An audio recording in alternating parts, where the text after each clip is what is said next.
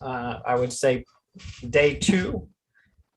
I'd also like to welcome Tom Seidenson, the IAASB chair, and Galen Hansen, the IAASB CAG chair. Good to see you both again today. Before we kick off today, I just want to highlight a couple of points. And one is in October of this year, the IAASB intends to approve certain conforming amendments to IAASB pronouncements that are included in volume 2 of the handbook. And the proposed changes to ISRE 2000 series, ISAE 3000 series, ISRS 4000 series, and there'll also potentially be conforming amendments related to the QM standards. So what we're going to do with these conforming amendments is we're going to send out an email so everyone has a chance to look at them, and we will have our due diligence. And to the extent that you have an issue with any item that is in a conforming amendment or a change to a conforming amendment, there'll be a mechanism to email the staff of your thoughts on that. So that is how we're going to handle conforming amendments. I think that is a more efficient use of time, and so that is what we're going to do going forward. So today, wow, we have a lot to talk about today. We're going to talk about less complex entities. We're going to talk about auditor reporting. We're going to talk about complexity, understandability, scalability, and proportionality. I'm glad I was able to say that all. And then finally, we're going to wrap it up with fraud and a discussion on cybersecurity with the closed session. So that is our plan. We have a somewhat ambitious plan here, but I'm going to kick it off with the LCE, and Kai Morton is going to give us the overview. Kai, welcome. Thank you, Jim, and welcome to all. Good evening, good afternoon, or good morning for some of you, I think even. As you've seen from the papers sent out, the purpose of, or the objective of this item is to provide you with an update of what happened since we last met. We did have, I think the last time we spoke or we met about the LCE project was in March. So this is to provide an update on what's happened after that. And in the materials that you've been presented, there's also a report back or a summary of the items we discussed last time and the comments you received, and a report back of what's been, how they've been dealt with in the project as such. So Michelle, you can go to the next slide.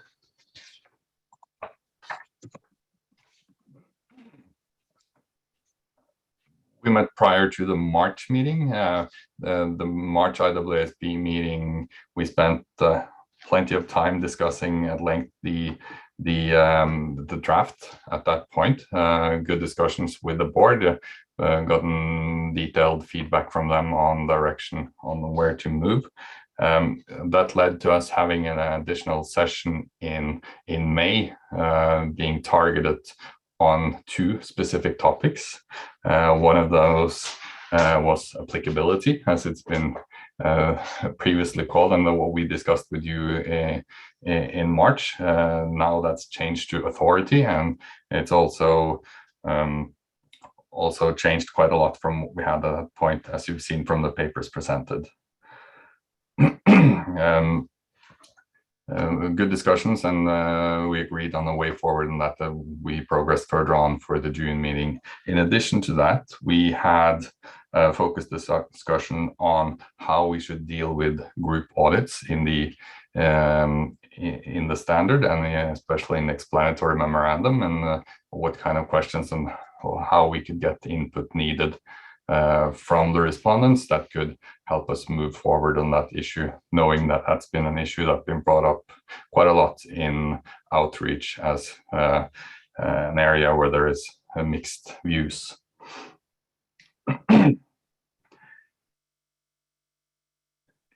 And then we had the June meeting, which then was the discussion of the final draft. we had an extended week of meetings and approved the standard for exposure mid second week. There were changes done throughout the week, based on the feedback provided from the board, and some of the latest changes related around how to deal with the reporting responsibilities, which is then also we've explained in the outline that you received in the cover note.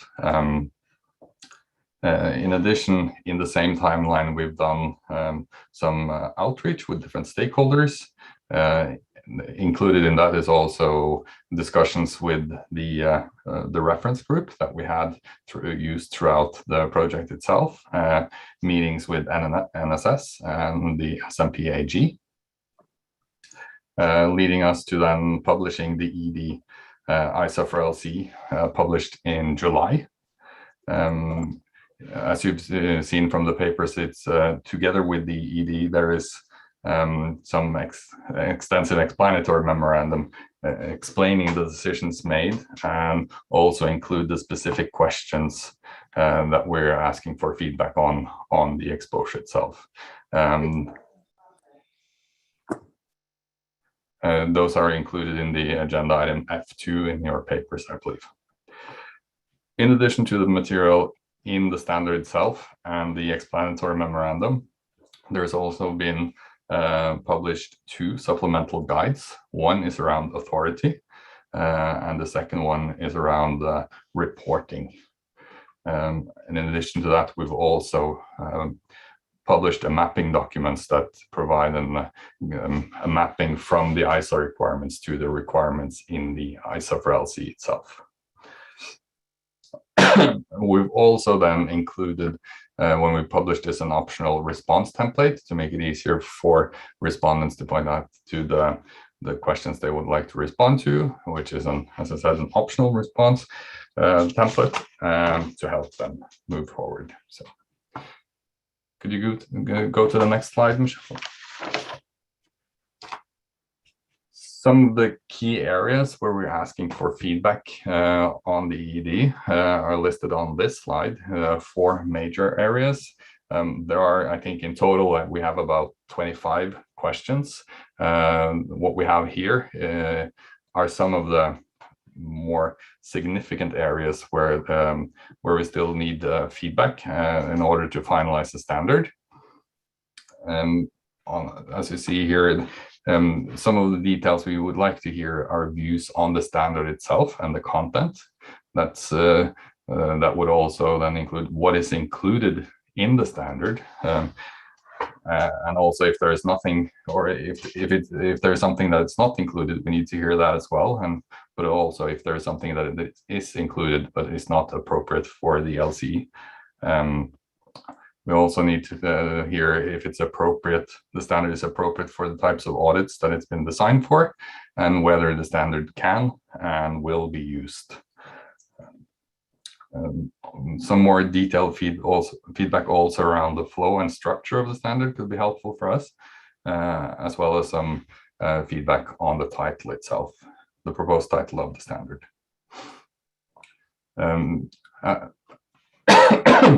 As you know, the authority we've been discussing at length, so I think that's an area where we will get quite a lot of input on the exposure, but that's as well an area where we need to hear whether or not the way that we've dealt with it is usable and also understandable for the audience.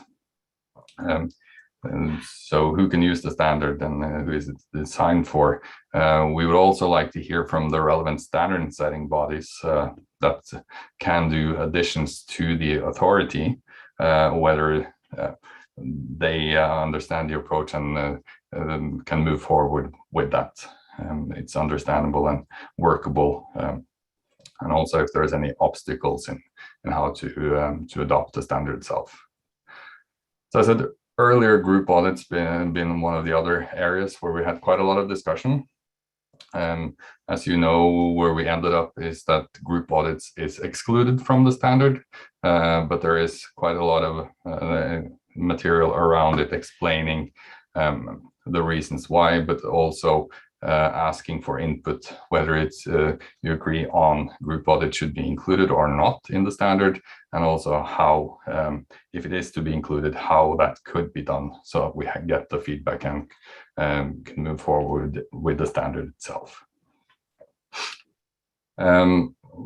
Lastly, on this slide, we also then would need some feedback, whether if there is any additional implementation guidance or transition guidance that would be useful to roll out the standard, including also if there's any expected challenges or barriers to the implementation itself.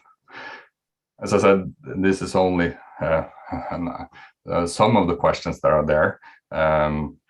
So we hope that we get feedback on most of it, as well as it will be very helpful for us to finalizing a standard going forward. Do you want to go to the next slide, Michelle? As you've seen, the deadline for comments is January 31st, 2022, which is then from when this was published, a little over 6 months. Our traditional comment period is usually 3 months, but this being something new and extensive, and also reaching out to an audience where we normally don't hear, it's been extended to a little over 6 months. Also, some of the reason for that is that we need to do quite a lot of extensive outreach. So if you go to the next slide, Michelle, I'll show you a little bit about what we're doing there. When we published the exposure draft and the explanatory memorandum, that is also then being translated into Spanish and French. But we also have published video in English, Spanish, and French, highlights of the standard itself and how it's been developed. As I said, we need to do outreach to encourage responses from different stakeholders. To do that, we have organized some regional events, including roundtables. You may have also seen that I think it was last week or the week before, there was we published an outreach plan of events that were planned at that time. I know that there are events being added on as we go, so that's where you can see what will be done of outreach.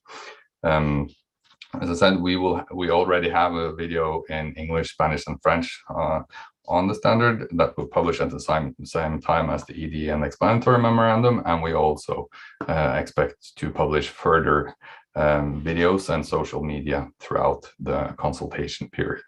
That may also include LinkedIn live sessions of discussions on specific topics of the standard itself. So there is more coming there. In addition, there's also there will be a released survey that will help to give feedback. And there are also press releases, article, and communiques that have been released and further will be added on as well. So the objective of all of this is to try to get the feedback from a wide range of stakeholders, including the ones that typically don't respond. We need to hear from as many as possible on this as well. So the key here is to get the input so that we get the feedback on how to further progress to finalize the standard.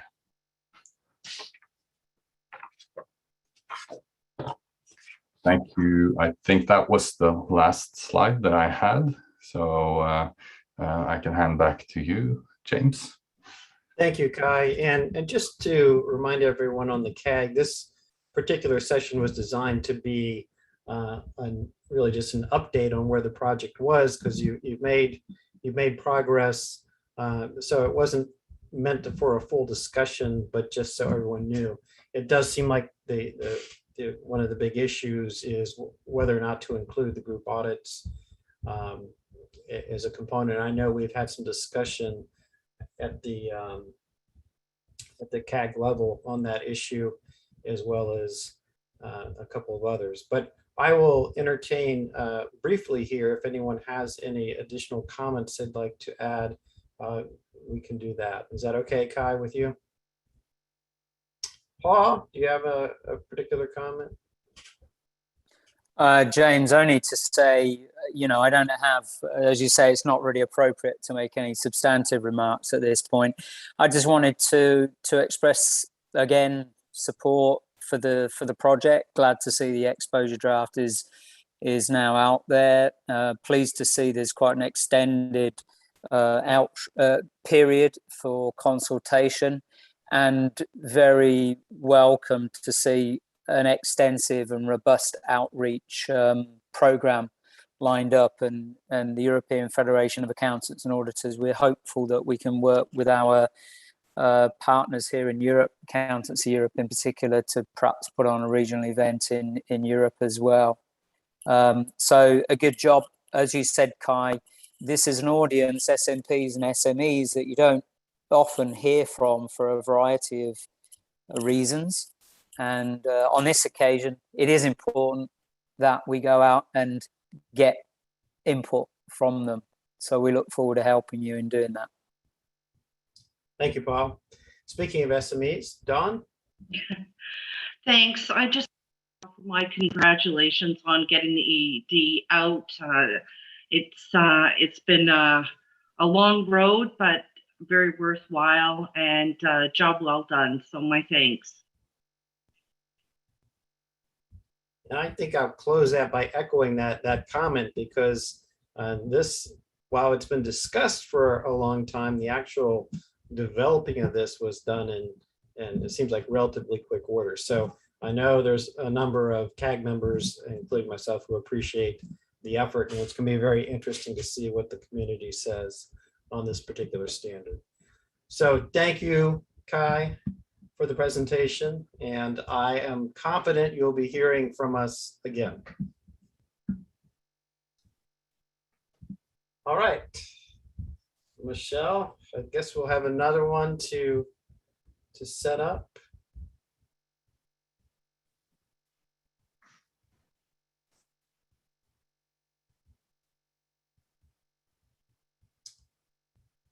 And this is the auditor reporting post-implementation review. And this is also designed to be an update of where we are on the post-implementation review, or where the IAASB is on that. And I think it's important that in some of these standards, particularly some of the larger standards, that there is some sort of review mechanism that's done to see if they're actually working. So Dan, are you ready? I am, Jim. Thank you. It's all yours. All right. It's great to be with the CAG. Always appreciate the time, and particularly the time to update you on the post-implementation review of the auditor reporting standards. This encompassed all of the auditor reporting standards that were issued back in early 2015, as well as the revised standard on other information that was issued shortly after that in April of 2015. So the goal of the session today is just to update you on the activities related to the post-implementation review, along with the recommendations of the working group that will be discussed with the IAASB next week. And this is with the intent of bringing closure to the post-implementation review. The only materials presented to the CAG were these slides, so I will take them as read and only touch on a few key points. Well, Michelle, if we could go to the next slide, please.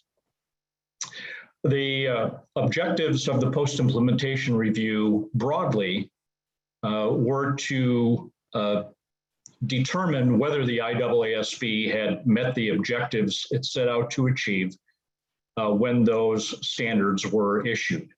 And of course, that involved determining whether the standards were being consistently understood and implemented across the globe, identifying any practical challenges or concerns that had been raised as a part of the implementation and how those were being addressed.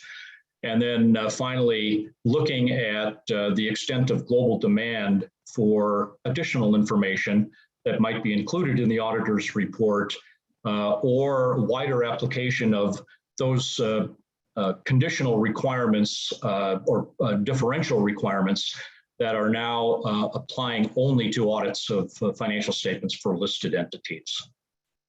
The next slide, Michelle. Quickly on the timeline, the IAASB committed to this post-implementation review at the time that the auditor reporting standards were issued. And the process really commenced in earnest in December of 2019 with a short survey to understand the global implementation, and then picked up additional steam early in this year or late in 2020 with the survey, and then ultimately the discussion with the board in February of this year, and now the plan to discuss the recommendations with the board at the meeting next week. Next slide. A little bit about the information gathering activities that the working group and staff had followed. This included a number of different sources, including a review of academic research and other available literature relating to these revised auditor reporting standards. We were able to participate as part of the virtual roundtable that was hosted by the IAASB for the going concern and fraud projects, and talked a little bit about with those stakeholder groups about the auditor reporting standards. Of course, one of the main vehicles was the stakeholder survey, which I'll talk about a little bit more here in a moment. And then some other information gathering activities, including some direct outreach and discussions with national standard setters and others. The next slide. The survey, 148 responses from a number of different stakeholder groups across the world. About 70% of the responses came from practitioners, national standard setters, or professional accountancy organizations. But the good news here is that on the positive side, there were a good number of responses from other stakeholder groups, including investors and users, preparers, and those charged with governance. And there was good geographic coverage as well. The next slide. In terms of the findings, the key overall findings that came out of this process, there was broad support for the enhancements made, including, for example, for the communication of key audit matters, for some of the changes to the form and structure of the auditor's report. But as might be expected, there were a number of implementation challenges that had been identified, and those will come through as we'll see as part of the recommendations of the working group.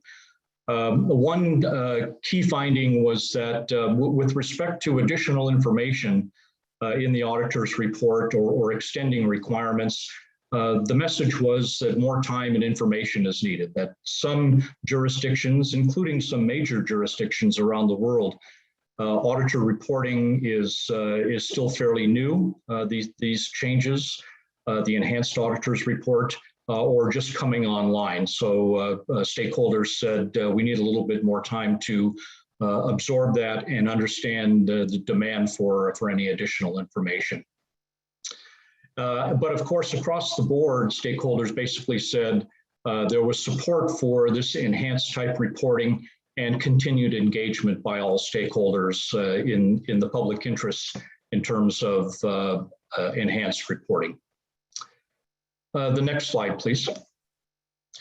The working group's process and approach to developing the recommendations, of course, was to consider the feedback that was received from all of the information gathering sources, including the survey, to keep in mind how any proposed actions would relate to the IAASB's framework for activities, and of course to its current and future work plans.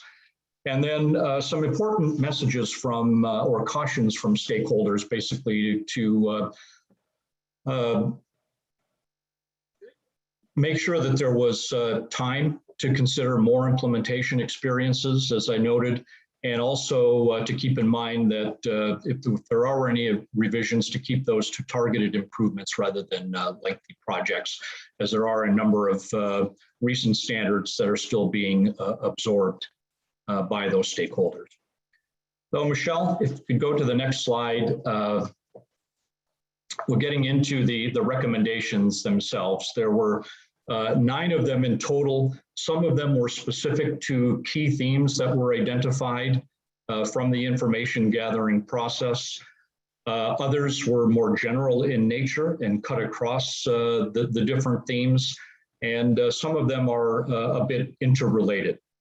The first recommendation relates to key audit matters, and essentially the message from the post-implementation review was that there was broad support across stakeholder groups for the value of the communication of key audit matters, and that was particularly highlighted by investors who found CAM to provide greater transparency and increased confidence that the auditor was focusing on the areas most likely to have greater risk of material misstatement. Of course, there were some concerns that were noted, including keeping CAM fresh year over year, making CAM entity specific and avoiding boilerplate, and some calls for some additional information on outcomes or observations from the procedures performed in those areas relating to the key audit matters. There was also support, fairly broad support for extending key audit matters or the communication to public interest entities and not just to listed entities. Also comments, though, that that should be a jurisdictional decision. The working group on that last matter basically noted that the IAASB's PI workstream would be considering this and would be in the best position to have a further look at that particular point. Going concern, of course, was a topic of great interest to stakeholders, particularly in the current environment. The working group acknowledged that the IAASB's going concern workstream would be considering or exploring further actions in this area. So the recommendation is to provide input and support as needed to that working group. On ISO 720 revised, the standard on other information, this was perhaps the area where there were the most implementation challenges that were noted. Essentially, questions have arisen since that standard was issued in April of 2015, relating to things like the length and complexity of that section of the auditor's report, clarity about whether the auditor's opinion extends to other information, and challenges with the scope, including some ambiguity by some about the definition of an annual report, which dictates the auditor's work effort and the other information to be included. The working group noted that some of these challenges have already been addressed by national standard setters through guidance issued at the local level, but the working group came to the conclusion that additional guidance might be helpful through updated FAQs, frequently asked questions, but questioned whether non-authoritative guidance alone may be sufficient to address the issues that had been identified. So the working group recommended perhaps the consideration of targeted revisions as part of the IAASB's future work plan. And if you recall the discussion from yesterday, that is included as a possibility in the draft work plan that will be discussed with the board next week. Next slide, please, Michelle. There was an issue that had its roots back in the invitation to comment in December of 2015 that set the stage for the quality management project. And that related to situations when an individual other than the engagement partner signs the auditor's report. That issue was discussed by the board as part of the revision to ISA 220. And the board concluded at that time that further exploration was needed about the circumstances and what was being done. So in that regard, the New Zealand board was kind enough to undertake a survey of experiences and had a fairly good response to that survey. And essentially what the survey found was that this is an issue that exists in several jurisdictions, and practice varies in terms of what is required by the individual signing the report in order to be in a position to undertake that signing.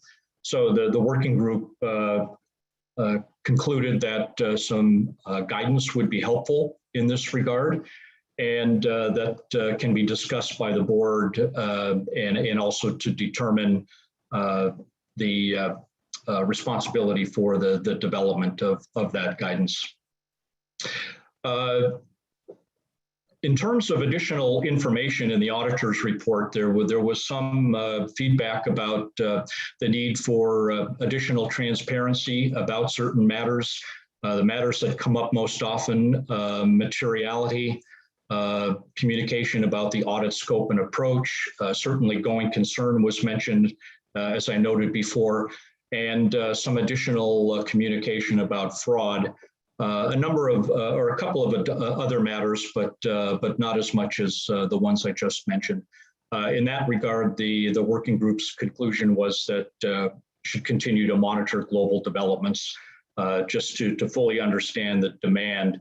And of course, noting that going concern and the fraud work streams also may be considering matters relating to transparency in the auditor's report. With respect to other assurance reports, there was some demand for aligning the structure of those reports with the auditor's report. For example, to put the opinion or conclusion first, followed by the basis for opinion and conclusion, perhaps consider an independent statement, things along those lines. Most of the comments in this area related to IAASB 2410 with respect to interim reviews of financial statements. And there was probably more demand for alignment in that area because 2410 is more closely related to the audits of financial statements. And one issue in particular related to going concern and the perceived inconsistency in the way going concern is treated in the interim review reports compared to the full year audited financial statements. And believe that's something that's also on the going concern work stream radar screen, as well as 2410 was mentioned in the draft work plan as well. Then next slide, Michelle. The last recommendations basically are more broad in nature. If I mentioned non-authoritative guidance in several areas, the working group believed that the best and most effective way to do that was to update the existing auditor reporting frequently asked questions Obviously, then continuing to provide support to other IAASB working groups and to continue the ongoing engagement with stakeholders. The next slide. This I won't spend any time on. It's basically just a visual depiction of the link between the recommendations and for the key themes and the IAASB's framework for activities. Just a nice handy summary. So the last slide, please. And importantly, on the way forward, with the discussion next week with the board, the post-implementation review would now be completed. The working group has a couple of remaining tasks in terms of providing input to the other work streams, updating the FAQs, as I mentioned, and then perhaps looking at a publication, whether it's a staff publication or some other type of non-authoritative guidance on the signing partner matter.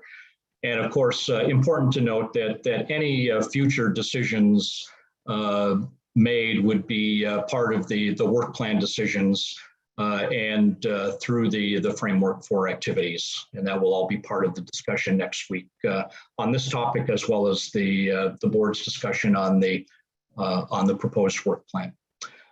So Jim, that's all that I have. And if there's any remaining time, we'll turn it back and see if there are any particular comments or reactions.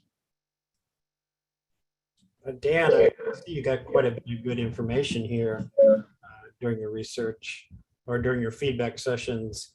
And one thing that seems to resonate based on your slides is a lot of people want some sort of post-implementation guidance. And I wonder if some of the larger standards like that call for something like that to be written. Well, all I would say, Jim, is that there always are calls for additional guidance. Whether it's immediately after a standard has been issued or down the line to address additional implementation challenges or questions. And that's a matter that the board would need to consider. I don't know if Billy would want to come in and make any further comments about that. Yeah, thank you, Dan. And Jim, you're quite right. You know, when we look at our framework for activities as part of our category A, where that's I think Bev described it yesterday. That's our big pot of all possible topics that may arise at some point to become an IAASB project. Part of what feeds into those possible topics would be post-implementation reviews. They obviously need to be undertaken in a very targeted fashion because they obviously consume resources.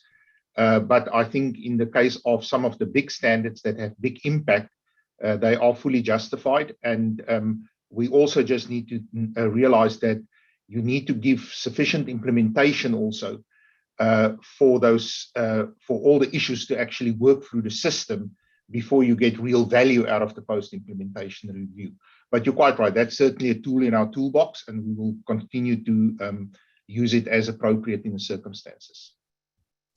Thank you, Billy. Galen? And thank you so much, Dan, for that summary update. Really appreciate it. And I recognize that you're talking about post-implementation. Thought I'd try to take advantage of the opportunity having you on the line here. Looking forward a little bit, because it seems like we've had a lot of discussion about non-financial information being reported or wanting to be reported in the future. And in particular, the CAG has been talking about what it's seen coming down the road on ESG, for example. Where do you see that fitting in? Do you see that as an integrated sort of reporting activity or being separate from it? Are you thinking about it in terms of other information, or is it just simply not non-financial information that doesn't have anything to do with the financial statements per se, or is it going to be something that transitions in steps, and ultimately, maybe we don't know today, but 5 or 6 years from now, it'll work its way out. Do you have any thoughts on that, Dan? Thanks, Galen. And I think all I would say about that is that, again, when the auditor reporting standards were issued, there, even at that time, there was some discussion about the need for more communication about non-financial information. Things have certainly evolved since that time, and I know the IAASB, as you mentioned, is looking at that area in view of some of the recent developments. And I would again have to defer to Willie to come in and perhaps say a few more words about that whole area. Yeah, I think, Dan, thank you very much. Let me just see what's going on here. Okay. I think, Galen, that's a very prominent, that's a very important question. I think we're seeing that more and more as all the developments around ESG and so on take place as well. The one thing that we are really concerned about from an IAASB perspective, and I think Tom touched on this yesterday as well, is the risk of conflation. There is a real risk that if we try to start backfilling ESG information, and with that, I'm not disputing the importance of the ESG information, but I do think there is sense in keeping that sustainability ESG type reporting separate from the core reporting on financial statements, which obviously still and will continue to play a critical role in the financial stability of markets. And I think you need to be careful not to conflate the two. So when you talk about 720, remember there's always a risk that if you start mentioning that together with ESG reporting, that people may think they get a level of assurance from the work that the auditor necessarily has to do in terms of the other information. But that's for a completely different purpose. That is in the context of the audit of the financial statements, which is a very specific subject matter information. So I do think that as this evolves, and I think we see it in some of the policy discussions that take place already, is that your sustainability reporting becomes part of the package, but we shouldn't conflate the two things within the package. And when there's a need for assurance around that aspect of the external reporting, as that matures, as that becomes regulated, as that becomes mandated, the need for assurance will arise. And then I think there's a legitimate ask for an assurance service over that. But still, I do think that that needs to be separated out from the audit of the financial statements. And we need to address that risk of conflation so that we don't confuse two very unique sets of subject matter information where the needs of the users may also be quite different in the context of those different subject matter information. So I do see a role, maybe Galen, directly to your point, that the assurance engagements in that space will develop together with the assurance reports that go with that. Willie, I happen to agree with you, but there are, I'm hearing even in the call, I believe it was either yesterday or the day before, some people talking about integrated reporting. We'll just have to see what happens, I suppose. Okay. Yeah, that's great. In the interest of time, because I know we're over, Paul, do you have a quick question? Yeah, I promise, James. It's a quick one. Dan, is there any evidence as to the voluntary take-up of by unlisted companies of the CAM reporting? For non-listed, Paul? Yeah, for non-listed. Yeah. I really don't recall that there was much evidence in the information gathering, including the survey, to indicate that there was take-up or voluntary communication of CAM by non-listed entities. Certainly, if there is, it is not broad. Thanks, at this point. Thanks, Dan. Christian. Thanks, Jim. Just in the interest of time, so what I want to highlight is the audit opinion as it is an overall opinion on the financial statements. And I think there's a risk that we start piecemealing, providing opinion on separate bits and pieces, which we should really keep an eye on. And to your point, Galen, this is why I was mentioning this.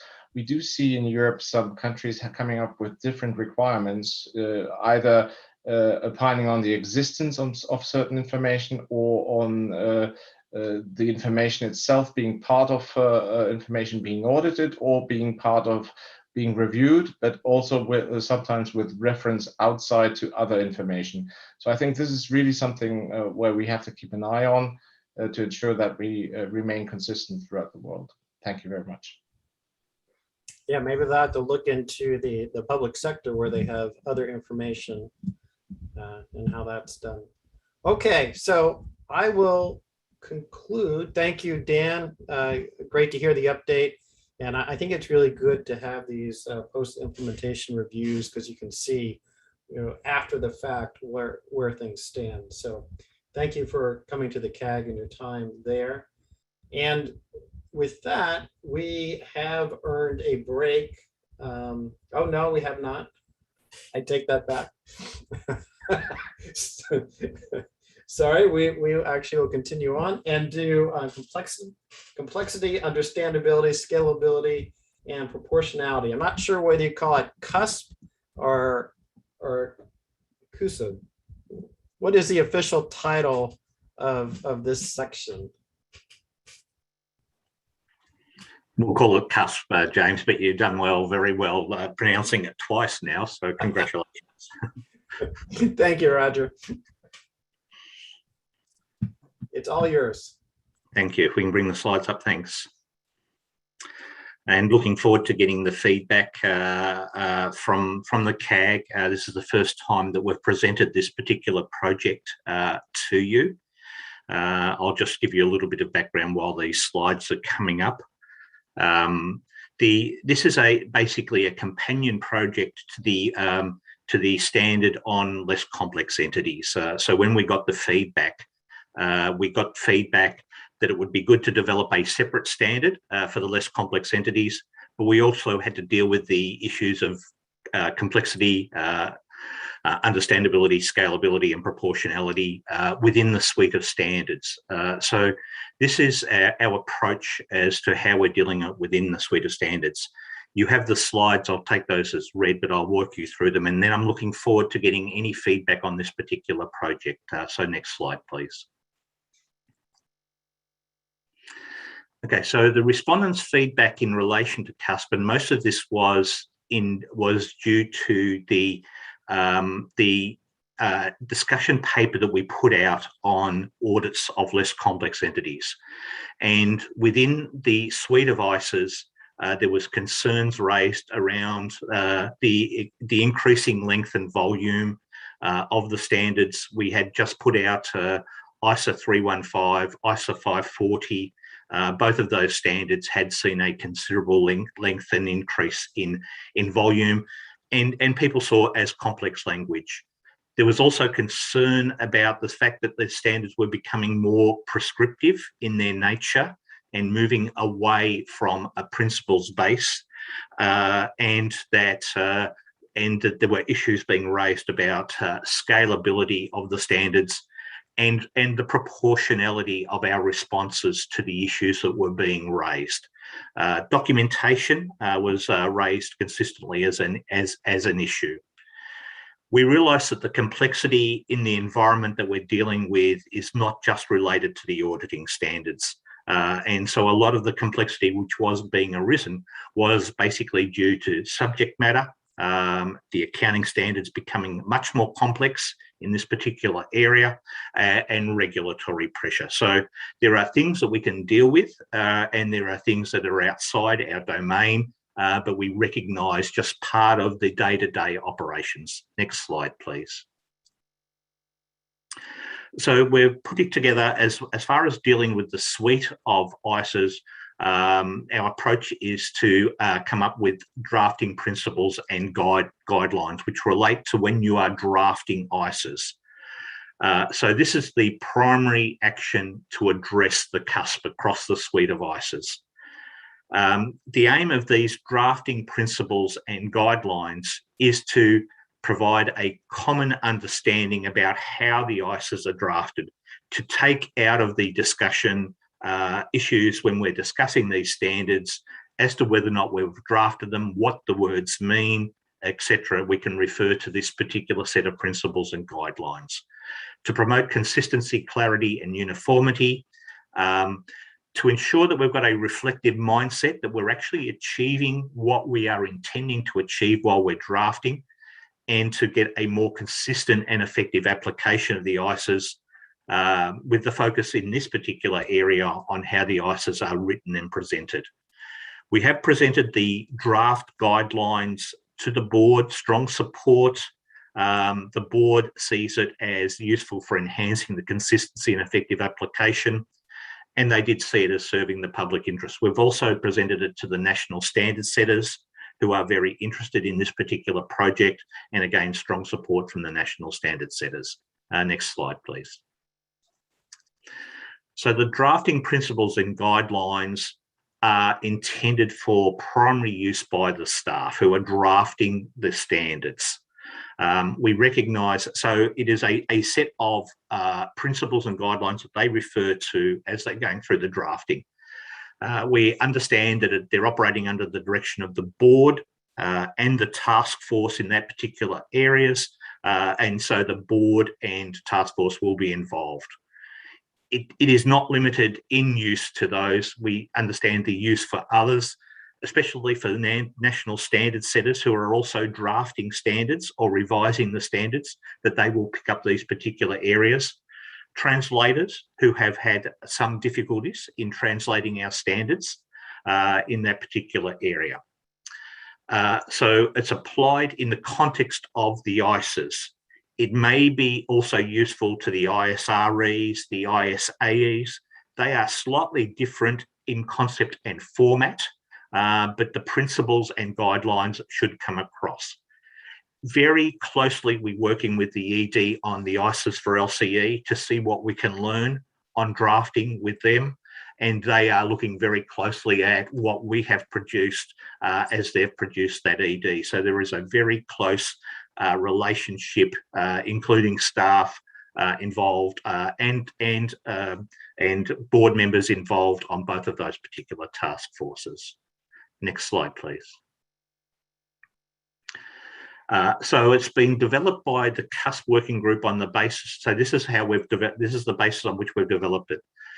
The IAASB did work through a clarity project back over about 10 years ago, and we have picked up the clarity drafting conventions from that particular time. And because sometimes we have potentially just moved away from those particular clarity drafting conventions. We have looked at staff training materials and any internal thinking on drafting matters. A lot of times drafting matters have been raised. So how has that been discussed and how has that been resolved?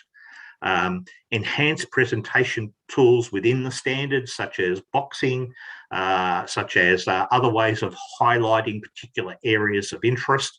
ISA 315, which got a lot of discussion at the board, was one of the standards which drove a little bit of the enhanced presentation. Scalability and proportionality changes within the recent revised ISAs. We continually get the feedback on scalability of the standards and whether the standards are proportional to the user needs. So looking at how those things have been addressed, and information provided by national standard setters who work through very closely on the drafting when they receive the standards. We have ran through also staff. We've got feedback from the IAASB staff while we've been developing these particular guidelines. Next slide, please. So this is a non-authoritative and living document. So it is expected that staff, when they're drafting, will follow these principles. They are principles. They are not requirements. And so there may be deviations, and there may be a good reason for those deviations. In the first place, those deviations will be discussed with senior staff, and the deviations, there will be board engagement for when there are deviations through the issues papers. So we will highlight when there are some deviations and the reason for those deviations so the board fully understands it. We'll also, as a living document, it will be updated as we get feedback in that particular area. The proposed approach to apply these standards is the staff's initial assessment is to apply them on a going forward basis. So they'll be applied to new ISA development. So the staff recognise that a retrospective analysis and a new clarity project with everything on the board's agenda at the moment would consume a lot of board time.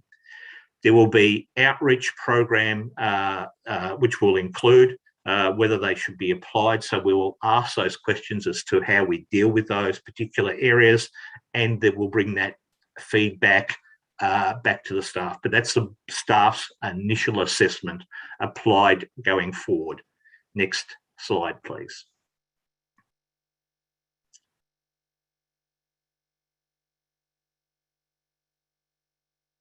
Next slide.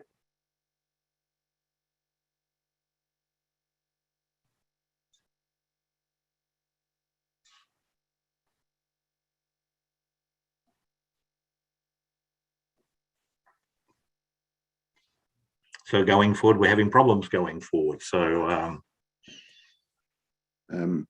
think it's frozen, so just yes.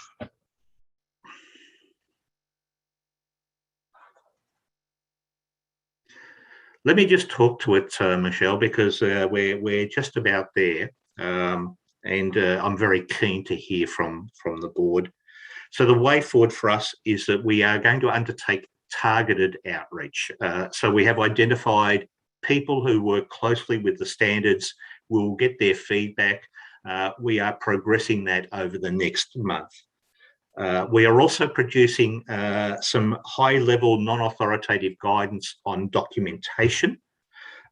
We recognise that documentation is a specific issue. People are asking, how much do I need to document within my working papers? There is very close coordination with the LCE task force, as I've talked about, Less Complex Entities Task Force. And the feedback from ISIS for LCEs is due in January. We will continue to work with those. And the expectation is that we will finalise in Q1 2022 that particular area. So the outreach is targeted to people who have expertise, and we'll also look at making sure that everybody is included. There is a chance for all people from a public interest area, all people included in that particular area. So that gives you some ideas at a high level as to what's involved in the drafting principles and guidelines. Jim, I'd like to then turn it back to you. I'm looking for any feedback, any views that will on this particular area, which will help us improve how the ISAs are addressing the cusp area. So if I can turn it back to you to get some feedback, and that's what we're up to, the matters for consideration. Thank you very much. So I'd love to get some feedback from the board. First time we've presented this to the CAG. Great, thanks, Roger. And I think over the years, the one consistent feedback has been relative to complexity of the writing and the standards. So I think that many of the CAG members are probably very happy to see that you've been brave enough to take on this task and see if we can come up with some solutions here. Paul, you have a comment? I do, Jim. Thanks, Roger, for the presentation. Before I can really evaluate the success of this strategy, I kind of keep going back and am trying to figure out what the objective is that the board is trying to achieve here.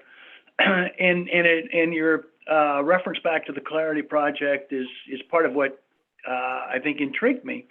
Because as I was thinking about it, there are, I think, 4 possible objectives that the board thinks might need to be addressed. And I guess I'd be curious in your reaction to which of these 4 you think is the underlying motivation. One possibility is that the board has concluded that the principles embedded in the Clarity Project were misguided and therefore need to be rethought. Second possibility is that the board and staff, while the Clarity principles are still valid, the board and staff have nevertheless migrated away from the Clarity principles over the last 10 years or so, and therefore need some kind of a regrounding. Third possibility would be the Clarity principles are still working reasonably well, but this is a part of continuous improvement, which we always want to do. Or the fourth possibility, I think, is that this could be a response to a constituency that effectively wants a Cliff Notes version of the standards. And I guess I'd really like to better understand what the board's underlying objective is. And maybe there's a fifth possibility I haven't thought of, I don't know, but which of those you think is most closely representative of the board's starting point? Because that would really help me as I'm thinking about the materials that you put together, and the path to success, I think, is better understanding the objective the board is trying to achieve. Thank you. Roger, would you like to take that one, or would you like me to take more questions? Look, I think I'll take that one because it's a very specific question, Jim. Thanks very much, Paul. Look, I'll refer you back to the cover paper and paragraph 3 of the cover paper, where we outline what we're trying to do in that particular area. It's certainly, as you outlined it, it's certainly not one, but the board has worked through very carefully as to what we're trying to achieve in this particular project, and that took quite a lot of time in the setup in that particular area. We don't believe the Clarity principles are broken, but it is easy to lose reference to them 10 years later. Can they be enhanced? Yes, they can possibly be enhanced, and we can work through that particular area. But if I can just refer you back to that as a starting point as it goes. But thank you very much for the feedback and take it on board. In fact, it was good to see as we work through, and we've got further to work through, is the Clarity principles have stood up pretty well over time, so that's been beneficial. But we can always test ourselves through a continual enhancement process. Thank you. Roger, sorry, that's very helpful, because I think what that tells me is, as you say, you think the Clarity principles still work, but always need to go back and check that you're still grounded in them and look for opportunities for improvement is I think, at the core of what you're describing to me, which is very helpful for me. Thank you. Thank you. Thank you, Roger. All right, we have some additional hands. Hilda? Thank you very much, and good day to all. And thank you very much for the presentation and for the additional clarity. We thought that the principle or the objective here was very simple, to increase or to improve, the CUSP, all of them. We're very supportive of those objectives. We have some mixed reactions, though, on what is being presented to us today. And it's especially related to the scalability and the proportionality. And it's basically seen as confirming where we are on that now, but not trying to move that on to respond to the concerns which we think at least led to having the ISA on the less complex entities. So to almost have what we would call a building block approach, so that in the future, ideally, you would not need an ISA for LCEs and maybe others, but that this would really be via a building block approach be taken care of in the ISAs itself. On the other part of it, complexity and understandability, we got quite a lot of positive reactions. So that was really very much appreciated how this was laid out. Plainer English, shorter sentences, shorter paragraphs. So those type of things were seen as very helpful, not only in English, but also when standards are being translated.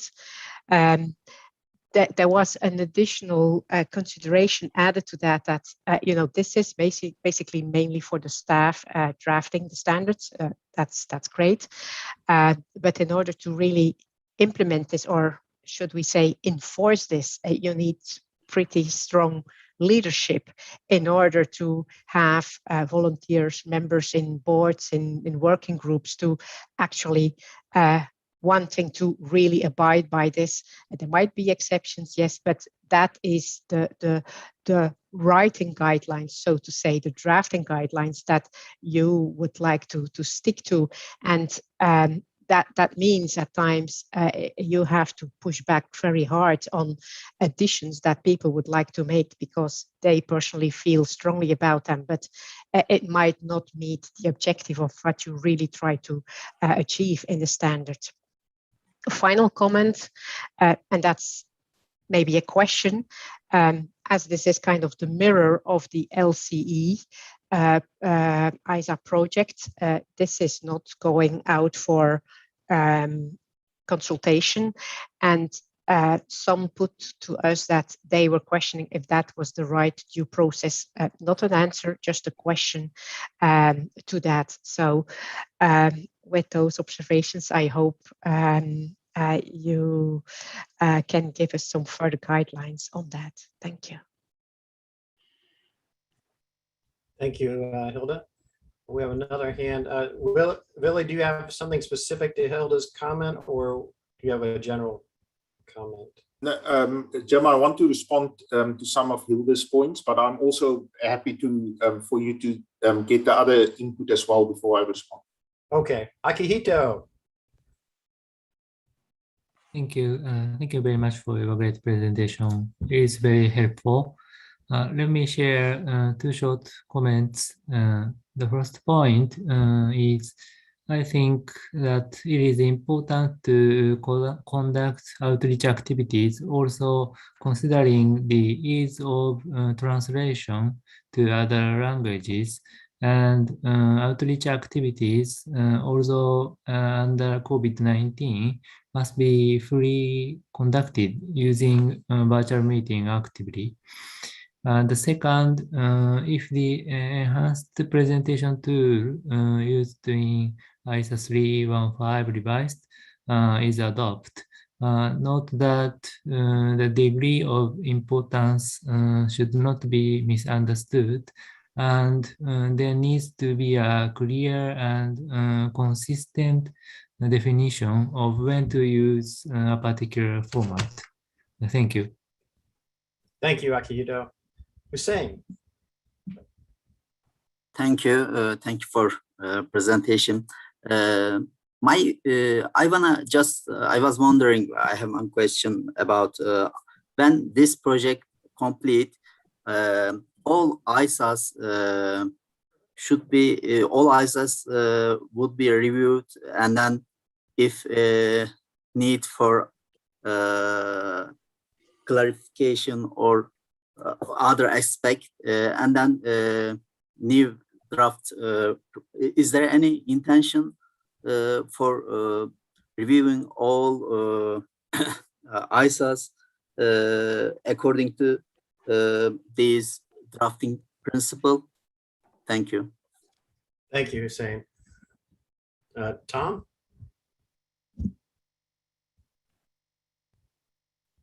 Hope you're on mute.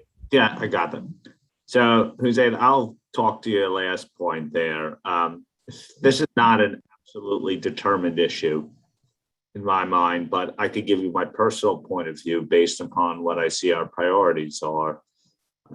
My personal point of view is that it would be challenging and not necessarily the best use of the board's time to go back and revise all the standards, but to adopt the principles of CASP on a go-forward basis for the most part, and take it forward. We have a lot of important standards that are in play, but the risk is we just don't have the plenary time or don't want to go through a Clarity 2 project that would just occupy us when there's a lot of major public interest issues, for example, NFI coming up, and the risk reward of it doesn't play out. I think the risk is that small changes in wordings can have unintended consequences in the near term when there's a lot of other things going on. So that's my personal point of view. I think that's the general sense of the board, but we have not gone fully forward on it. It doesn't preclude small amendments where we could clean things up, but that we have not taken a view on. But I don't anticipate a whole scale rewrite of all the ISAs writ large. I think it more on a going forward basis. Thanks, Tom. Billy? Thank you, Jim. I just wanted to come back to some of the important points that Hilda raised.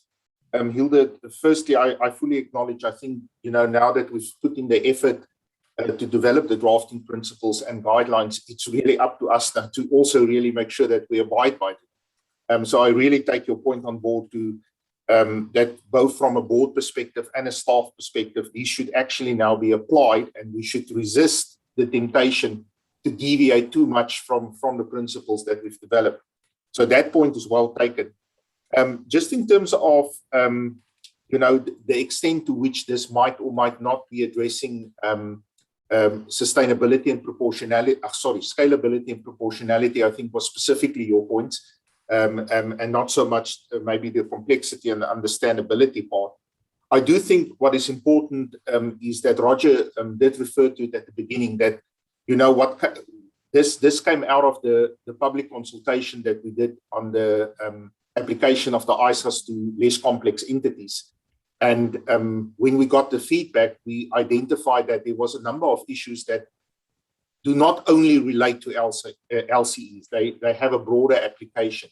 So I think, you also need to look at these drafting principles and guidelines, not in isolation, but in terms of the full package of the solutions that we're offering. So the drafting principles and guidelines is, as Roger set out, with the aims that we've alluded to.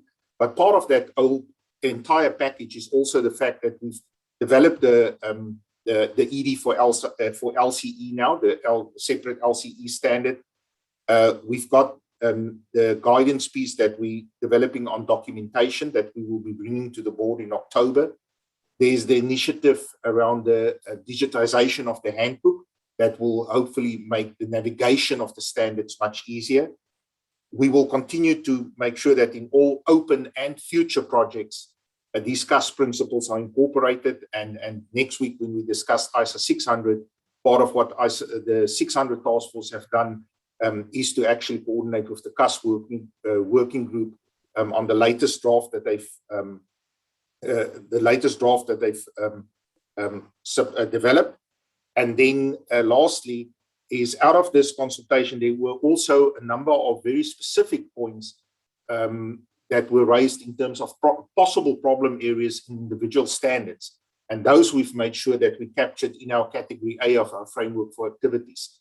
And as those come up in terms of importance for future projects, it will obviously be considered. So it is very important that we also see the total package in response to the feedback that we got from respondents. The last aspect that I also just want to address is your question about the process or due process.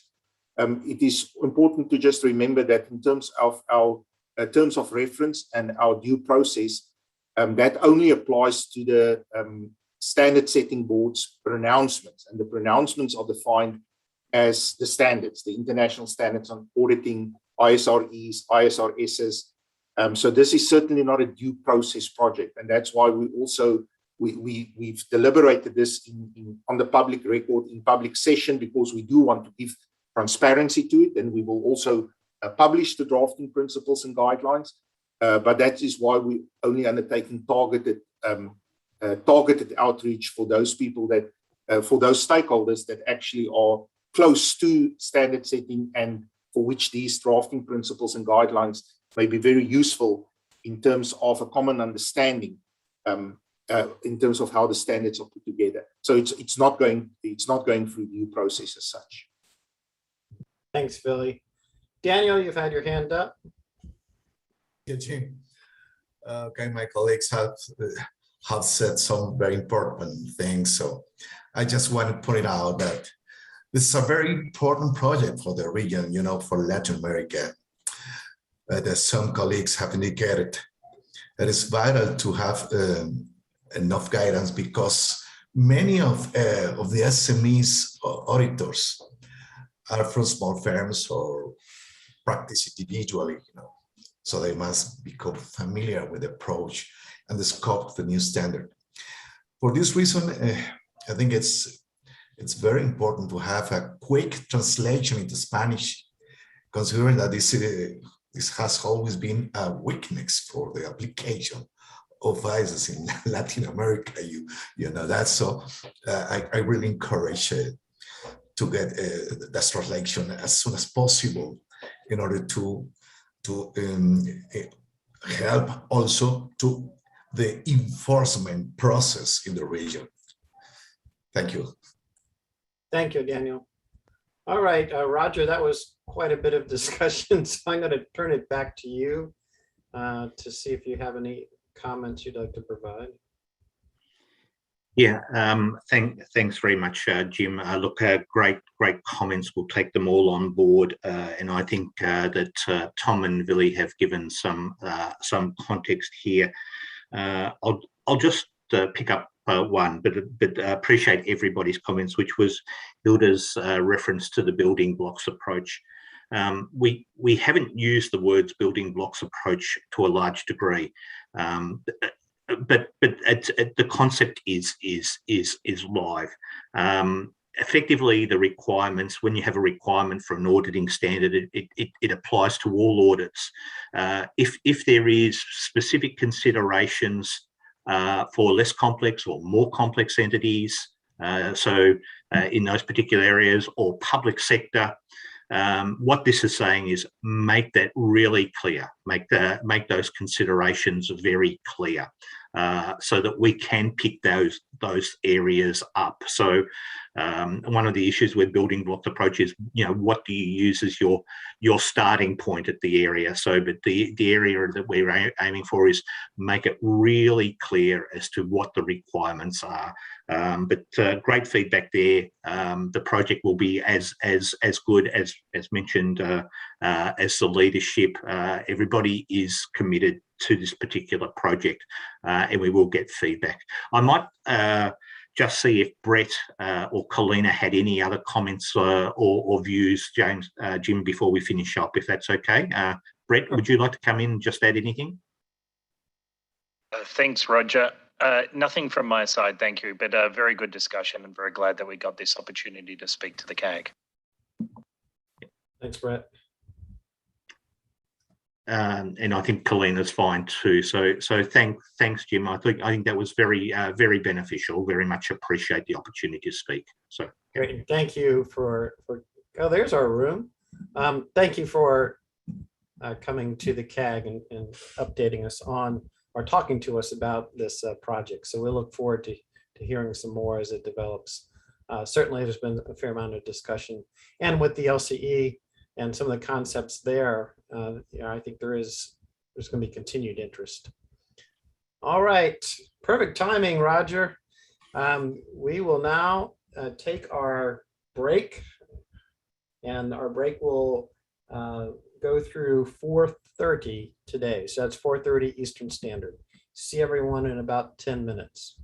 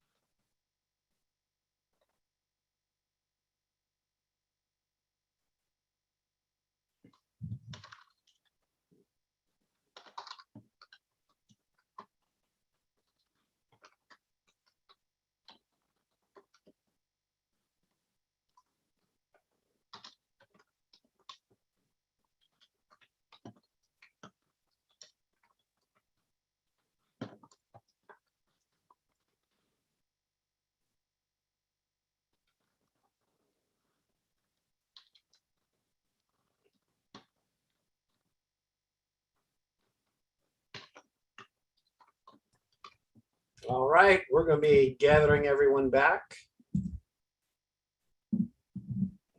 Lynn, it's good to see you. What hour is it over your neck of the woods?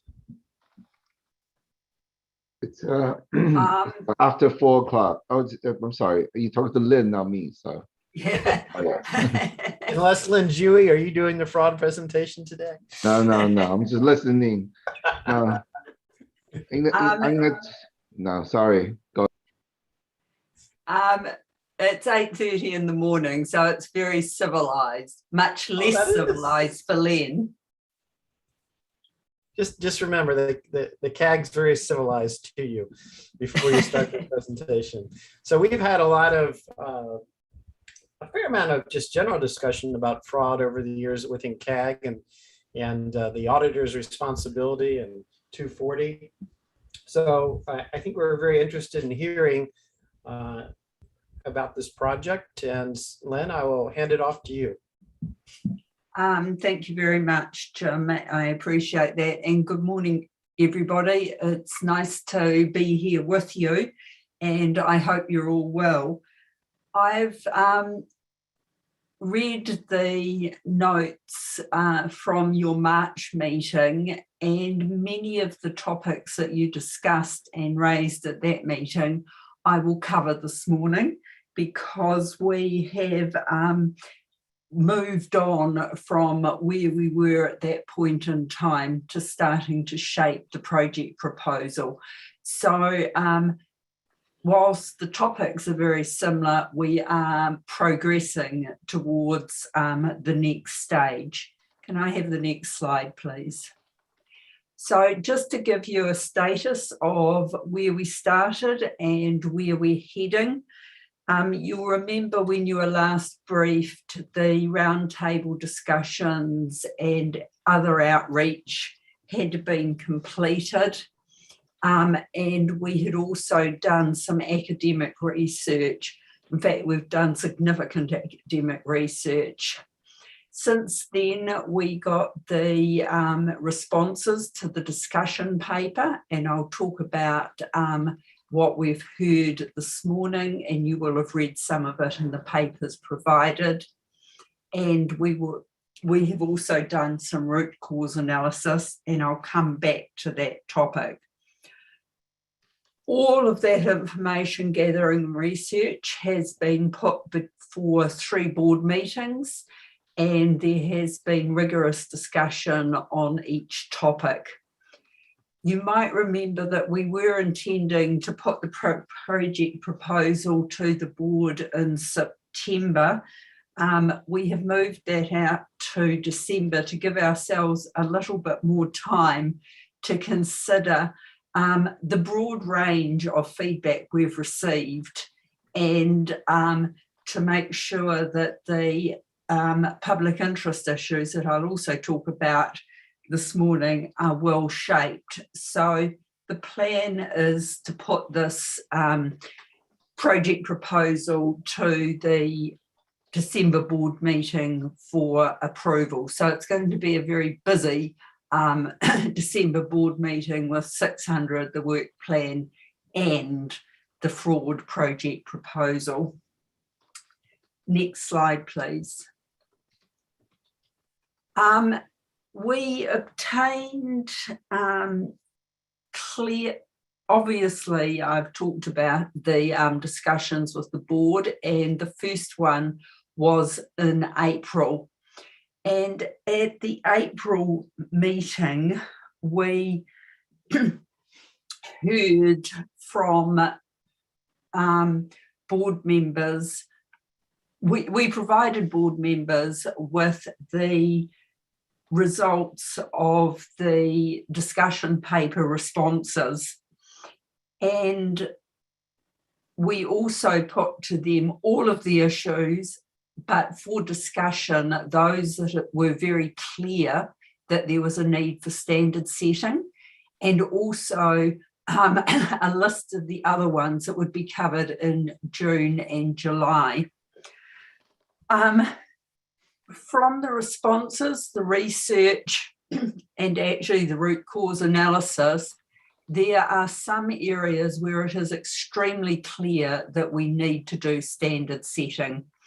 The first one of those is risk assessment, using the new 315 and updating 240 to incorporate the ideas and concepts in 315. Important and a part of that, but also on its own, is there was widespread interest in us strengthening the standard to emphasise the real importance in fraud detection of internal controls, tone at the top, and the culture of the organisation.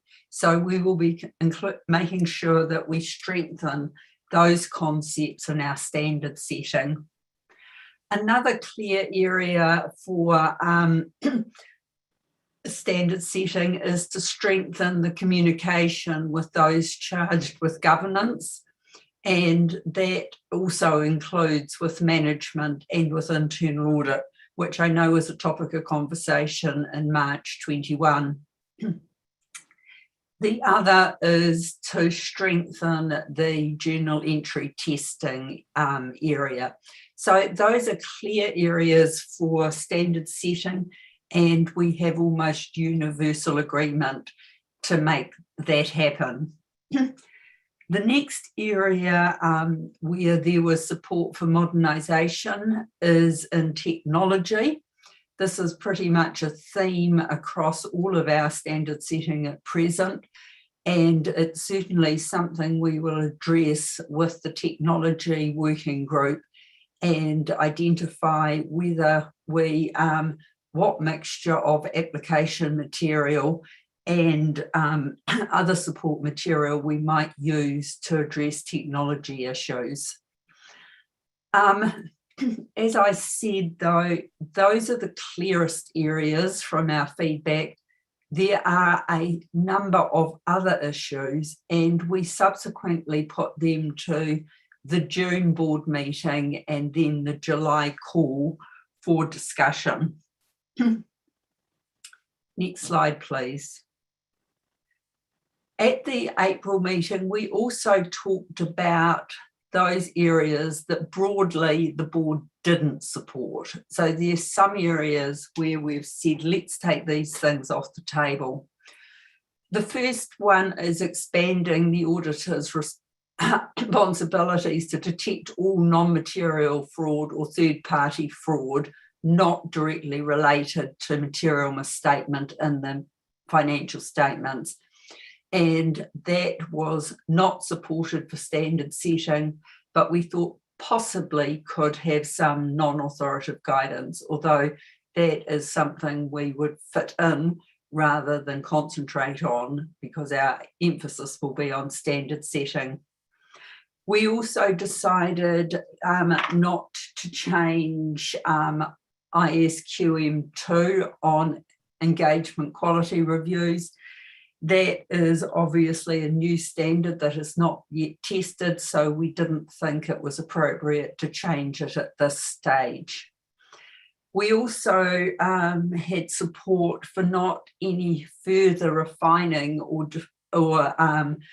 defining the expectation gap. We did that in the discussion paper, and the emphasis of the board going forward is how we work as a part of the ecosystem to educate, to talk to people about how each part of the ecosystem works and what you can expect from them. So I'll come back to that a little later. We also had a strong call in the letters to do some root cause analysis to make sure that the work we were doing was grounded in real cases, not in theory. We've obviously got a whole lot of theory backing it as well, but there was a strong call in the response letters for some root cause analysis. So the staff, with the support from board members, identified a number of agencies, and so they have spoken to regulators, law enforcement agencies, firms, and others to pull together some analysis. That analysis is almost completed, and it will be presented as part of the package of papers for the December meeting. It's fair to say it has been really useful to get that root cause analysis. Mainly it has confirmed those issues that have already been raised in the roundtables, the academic research, and the response letters. Nevertheless, it has reinforced a couple of issues that we need to just pay some attention to. Next slide, please. Okay, the June board discussion was where we started to look at those issues where there were either mixed views across people, or we needed to do further analysis to understand what was being told to us.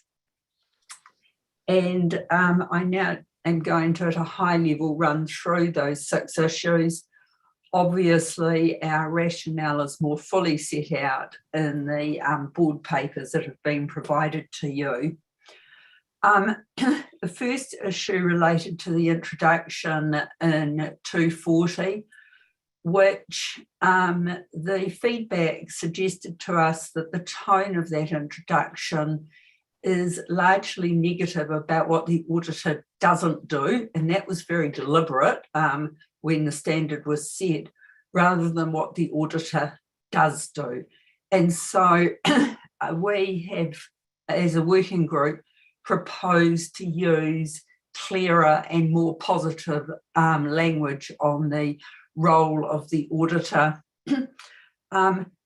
There is still mixed views in the board about how much just changing the emphasis will change the behaviour of auditors, but we need to obviously think more of that in detail as we do the standard setting and the revising of 240.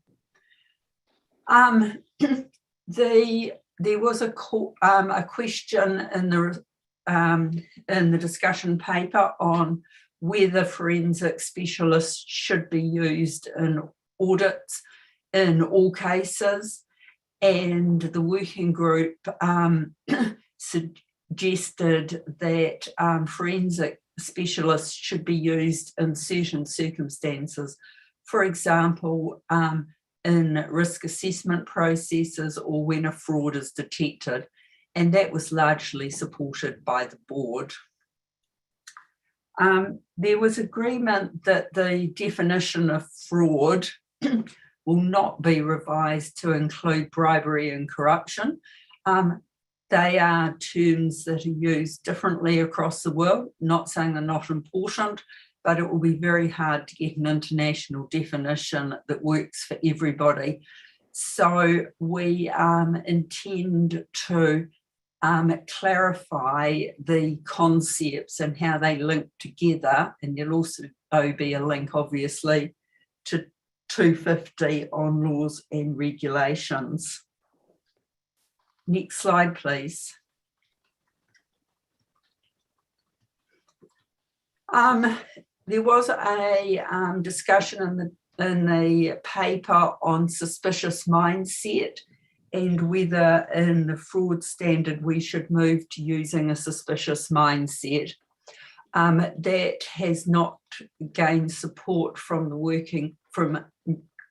many respondents from the working group or from the board. We believe that enhancing professional skepticism and using examples of that in the standard would be more suitable. It's important that auditors, like other professionals, have an open and objective mind, and suspicious mindset is not consistent with that. In terms of the rebuttable presumption of fraud and revenue recognition, there's some suggestion that we should move away from it, but the board has decided that rather than moving away from it, we should clarify that it is when it is appropriate to rebut instead of when it is inappropriate. And finally, we talked about enhancements to external confirmations, but only to the extent specific to fraud. External confirmations are certainly being subject to a lot more technology and a lot more automation, but that's a bigger issue than just fraud. So there is a careful scoping issue for us in terms of external confirmations. Finally, next slide, please.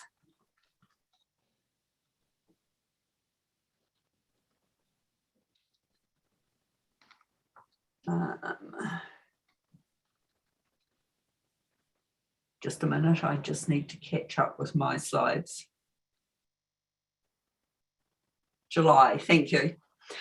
Okay, so the July meeting had the final 4 specific issues raised with us, and they were probably the more contentious issues in terms of the discussion paper, with the greatest variety of views, and that then played forward into the board meeting.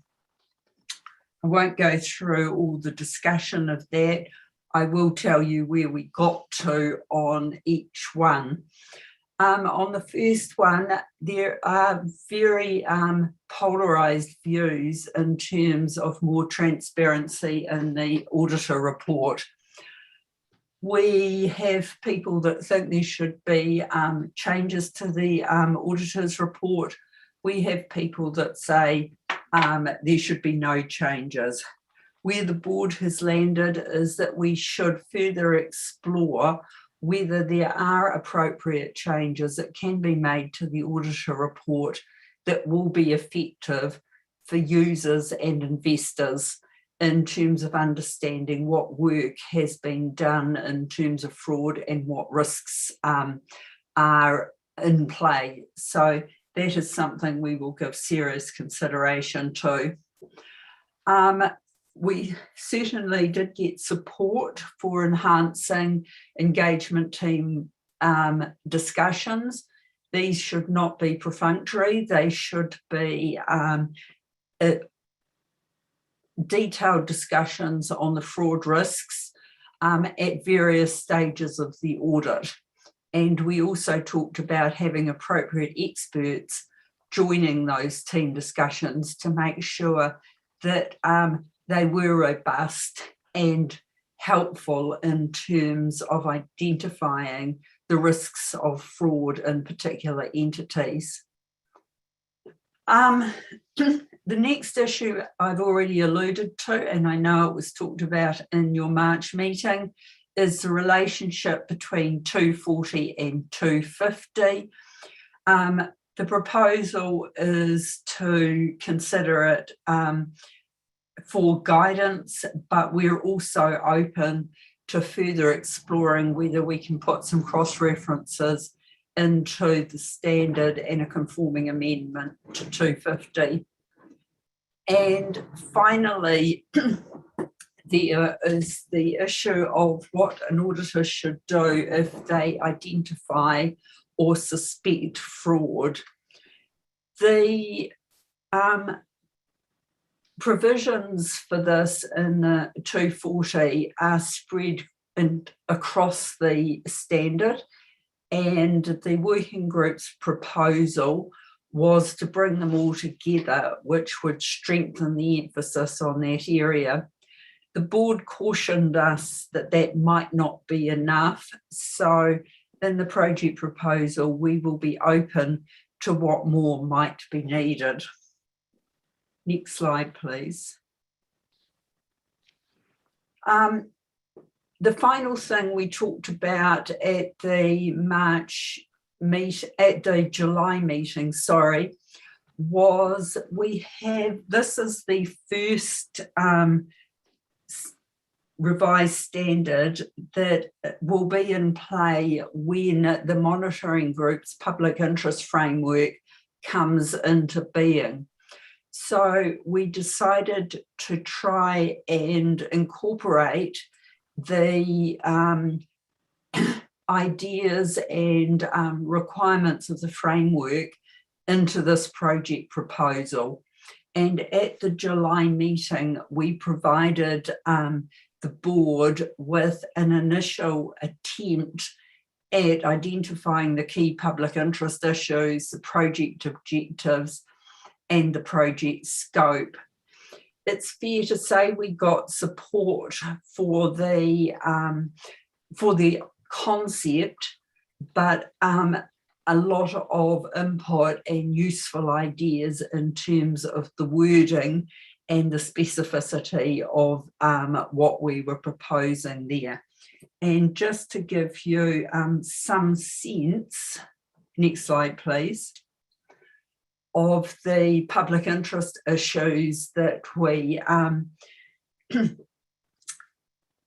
proposing to look at and will include in the project proposal, we have 5. And if I have been clear in this presentation, they should all be familiar to you, because all of the issues address these public interests.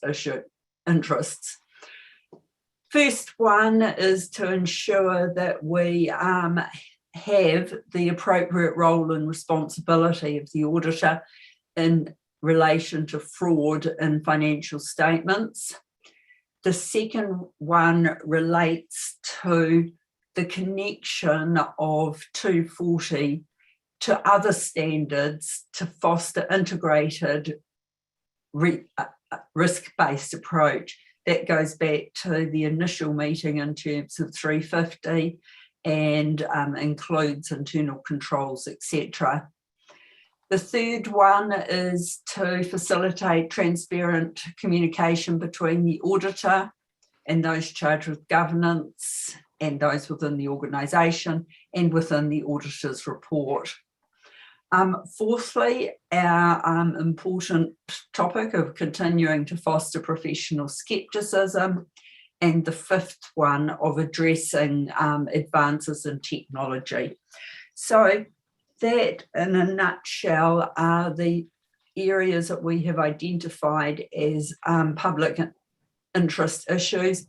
They do connect tidily to the PIF, and we will be pulling together all of these interests together with the issues I've just talked about for the December meeting.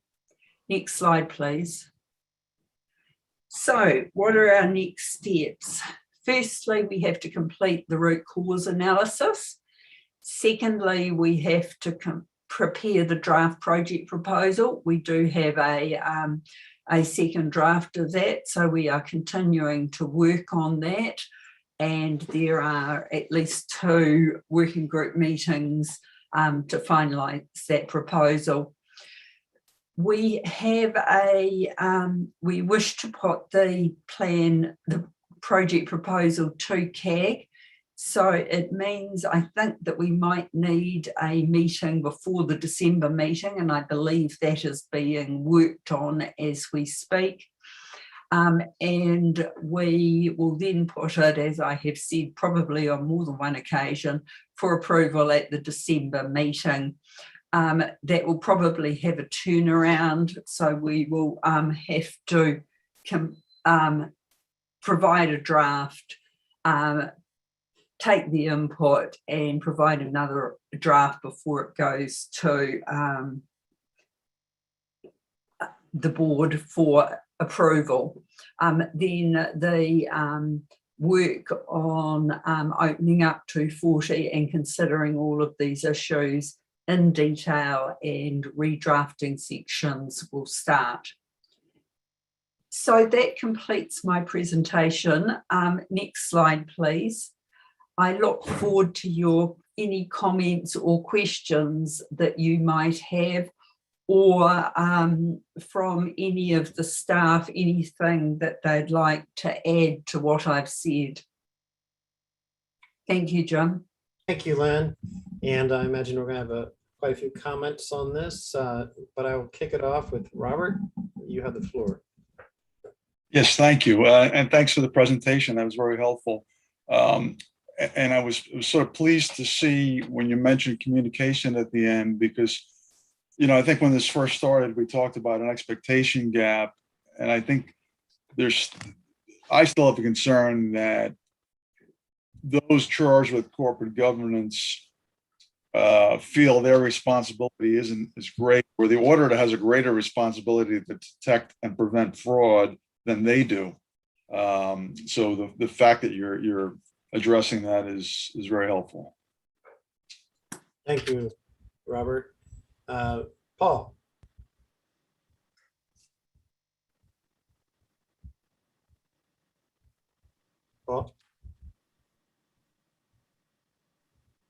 There we go. Sorry, having trouble unmuting. A couple of observations, a couple of questions, and thank you, Lynn. This is very helpful and very important work. An observation, and it's kind of along the lines of what Robert was just speaking to, of changing the language to be more positive, I think is hugely important. As I think about the topic of fraud, the audit profession has, for I guess the last 75 or 80 years, always started the discussion with what the auditor's not responsible for. And I think changing the dialogue to start with what the auditor is responsible for is extremely important to help guide the narrative and hopefully to change the mindset among some auditors as to what exactly their responsibility is. So I think that is a very important step forward. With respect to the support on use of forensic specialists, I didn't see it here, but I'm going to take it as an assumption and maybe a hope that that would be tied to the risk assessment and would be then a potential response to identified fraud risk, as opposed to a scorched earth approach of bringing in forensic specialists kind of on a hunting expedition. So hopefully that can be clarified as the project moves along. And then a couple of I think are questions where you have your discussion of expanding the responsibility of the auditor to detect all non-material fraud or third-party fraud. First question is, I guess I don't know what you mean by third-party fraud, so I guess I'd appreciate a little clarification on that.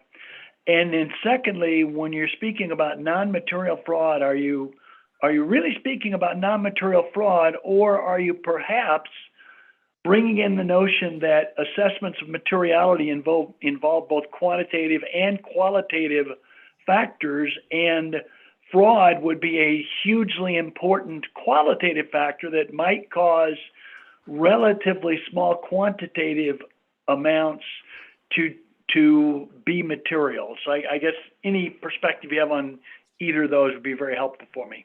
But thank you very much for the work on this. It's moving along very well. Thank you, Paul. Kazuhiro?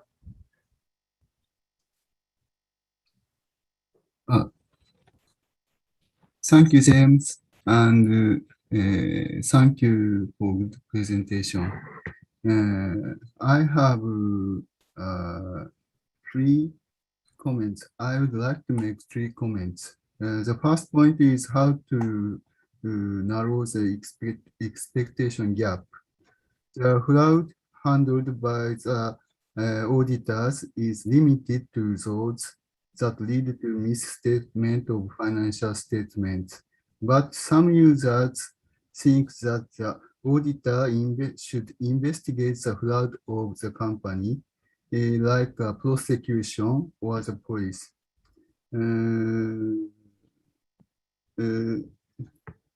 it is expected that this gap in expectation will be narrowed by the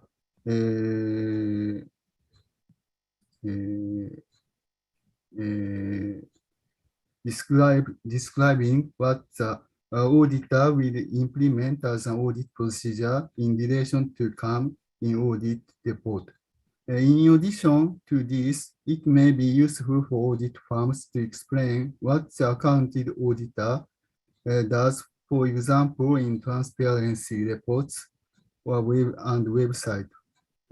For example, PwC serves as a secretariat for CRAF, Corporate Reporting Users Forum, and helping institutional investors and analysts better understand accounting and auditing standards. I hope that other major audit firms will also make such efforts. And the second point is about professional skepticism. I feel the definition of the suspicious mindset in the discussion paper is unclear. Professional skepticism is not supposed to change the initially neutral view of management's integrity. However, suspicious mindset seems to presuppose the existence of fraud. With such attitude, it is difficult to establish a smooth relationship with management and those charged with governance. And it is not possible to collect sufficient information, and as a result, fraud may be overlooked. The discussion paper refers to Japanese standard to address risks of fraud in an audit. This standard requires auditor to maintain professional skepticism and exercise throughout the audit process.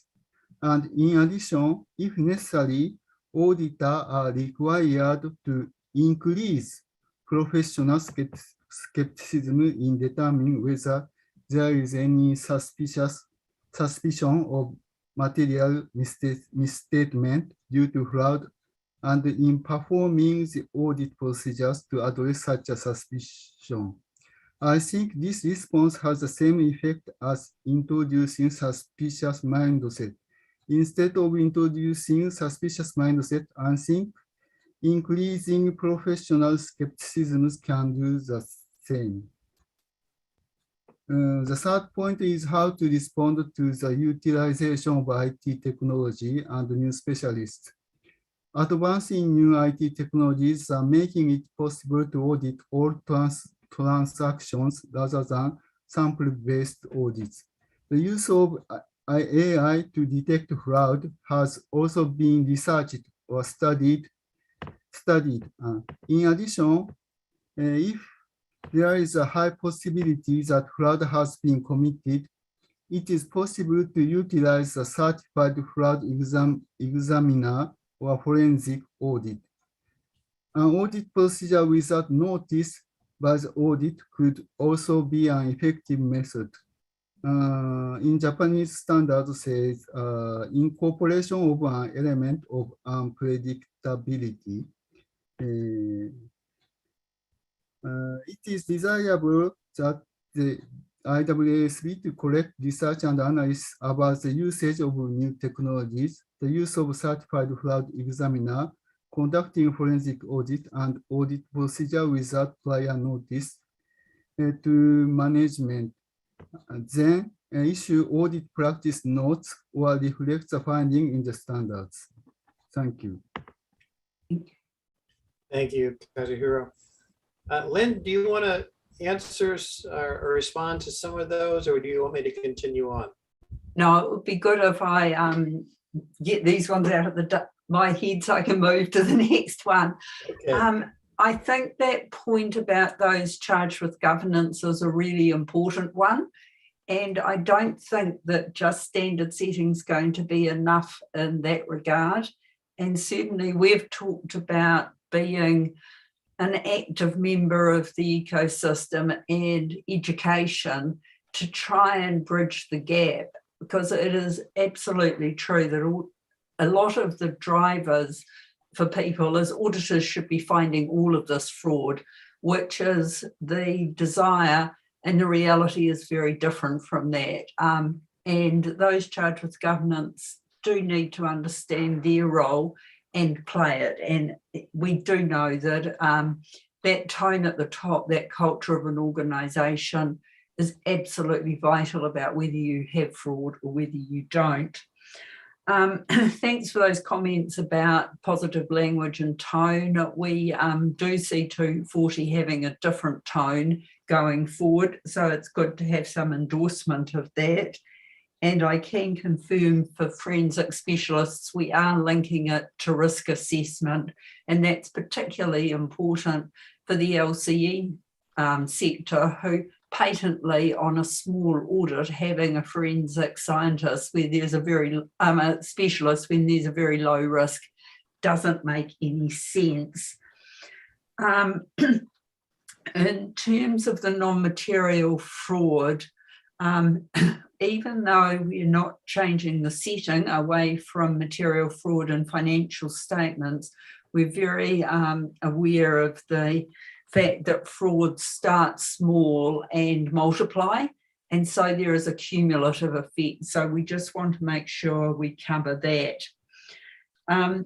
Thanks for the comments about the expectation gap. Our primary role will be doing standard setting in that mode. But as I've already said, we also want to be an active player in the ecosystem and play our part for everybody to understand roles and responsibilities.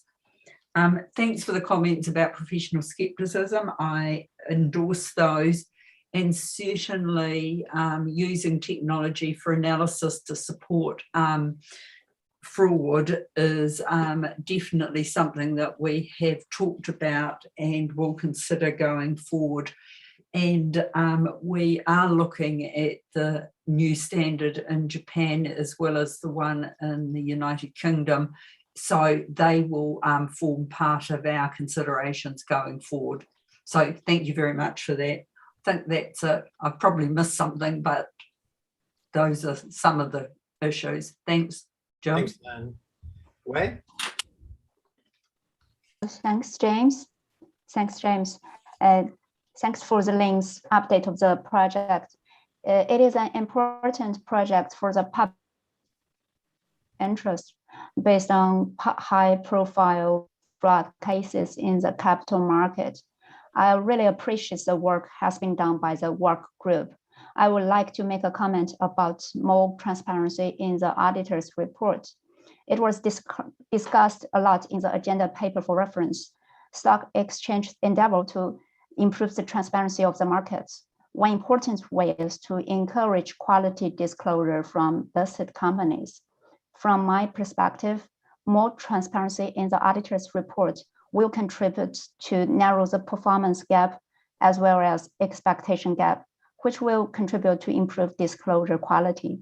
I would like to encourage the work group to reach to more stakeholders to seek their views about transparency and to promote transparency in the auditor's report. That's all. Thanks a lot. Thanks, Wei. Dawn? Thanks for the presentation, Lynn. Just a couple quick comments that the SMPAG has asked me to pass along. We certainly appreciate this is a really important project. I think it's going to be important to well understand what it is that we're trying to achieve. You have a tremendous number of public interest issues here, and I can see that it's going to be quite challenging to address all of those. So just a caution, I guess, that engagement will be needed with other stakeholders throughout the entire project as you move along, so that we can, at the end of the day, achieve what we hope to. Thanks. Thanks, Dawn. Hilda? Thank you, Jim, and thank you, Lynn, for the presentation. As you know, and as some on the CAG might know, earlier this year, Accountancy Europe issued actually 2 papers.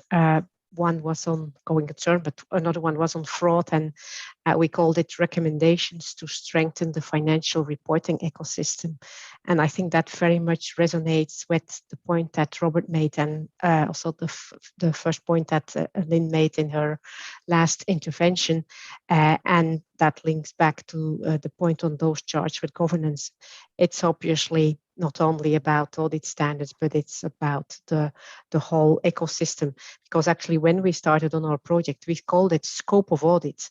But when we were moving along, we realized it was not just about scope of audit. You had to look at the ecosystem and at the responsibilities of the different stakeholders in that ecosystem. So anything that can be done, even in an audit standard around that, will be very useful. That being said, when I look at what our outcome was and what you have now put forward, what the project proposal will include, you will look at, there is a remarkable amount of consistency. So we must have done something right there. So overall, we're very supportive of the project and how you're moving it along. Good luck with that. There were 2 smaller points that you talked about from your June meeting. It was on the rebuttable presumption of risk of fraud in revenue recognition and the point related to external confirmations. Not saying this is not important, but we don't recall they were in the discussion paper that was issued last year. So we were just wondering how they came about and what the real issues were that we presume came from that consultation that you would be trying to address. Thank you very much. Thank you, Hilda. Lynn, you want me to continue on, or? Yeah, might as well finish and then I'll comment. Okay. Akihito. Thank you, James. Thank you very much for your great presentation. It is very helpful for me. I have 2 comments to share. The first, I think sufficient outreach activities should be conducted, especially regarding the guidance of fraud risk in revenue recognition and forensic specialists to take into account the differences in the audit approaches and practices among countries and industries. The second point is, as introduced by Kazuhiro Yoshii-san, in Japanese audit standard, there is a specific audit standard addressed to fraud risk for audits of listed entities, and this is built into 240 audit standard. In the application material of the specific standard, there are some examples of the use of forensic specialists. For example, support inquiries to management and other corporate constituents, or do inquiry by forensic specialists themselves. Advice on planning or assist in implementation of journal entry testing related to fraud as a risk response procedure. As Lynn explained earlier, I also think it may be a good idea to refer to other jurisdictions' standards such as this. Thank you very much. Thank you, Akihito. Natasha. Great, thank you. And yes, thank you very much for the very clear presentation. I mean, there's such a multitude of issues here, but I guess I really wanted to zoom in on the same point that others have made, including way earlier, about the auditor reporting and transparency. Certainly from an investor's perspective, this is absolutely key. So what I would like to understand is, why was this a controversial issue, and what were the main sources of debate? Thank you. Thank you, Natasha. And I would add, I have a couple follow-up items from a previous discussion, and one was the CAG had mentioned the concept of a stand back or a step back if there's conflicting information out there that might indicate fraud. For example, let's say there's analyst reports that say that allege fraud within a company, and just thinking about that in terms of your fraud assessment. The other question that come up is I think it's in number 2 of your public interest in issues, or maybe it's not. It's number 4 in your public issues, and that relates to professional skepticism. And if you define it as a sort of a challenging mindset, is there, by putting it in there, is there an action you're asking the auditors to do? Is it a documentation action? Is it just to have the thought, or what is it? Because there's some questions that have come up from that. And probably third, and given your background, then you'll probably appreciate what I'm going to say, but others may be surprised. I support the idea of not, I'm glad you didn't scope in non-material fraud, because if you think, for example, in a public sector environment, you could have thousands and thousands of non-material frauds on any given period of time, and the auditor would actually never be able to complete an audit if they were chasing down all the fraud. So those are my 3. Okay. Do you want me to respond now, John? I don't see any other hands, so you have the floor. Thank you very much. I'm going to deal with all of the issues other than revenue recognition and external confirmations, and Beverly is going to cover those 2. In terms of the transparency in the audit report, just to expand a little bit on that, on one side and it is a bit of a polar discussion at present, and our challenge is going to be there'll be an answer somewhere in the middle.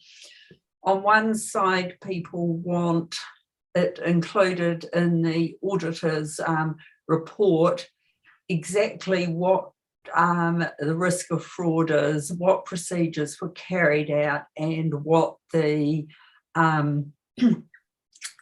auditor's opinion on that was. I'm being not subtle about this, I'm just giving you the different views.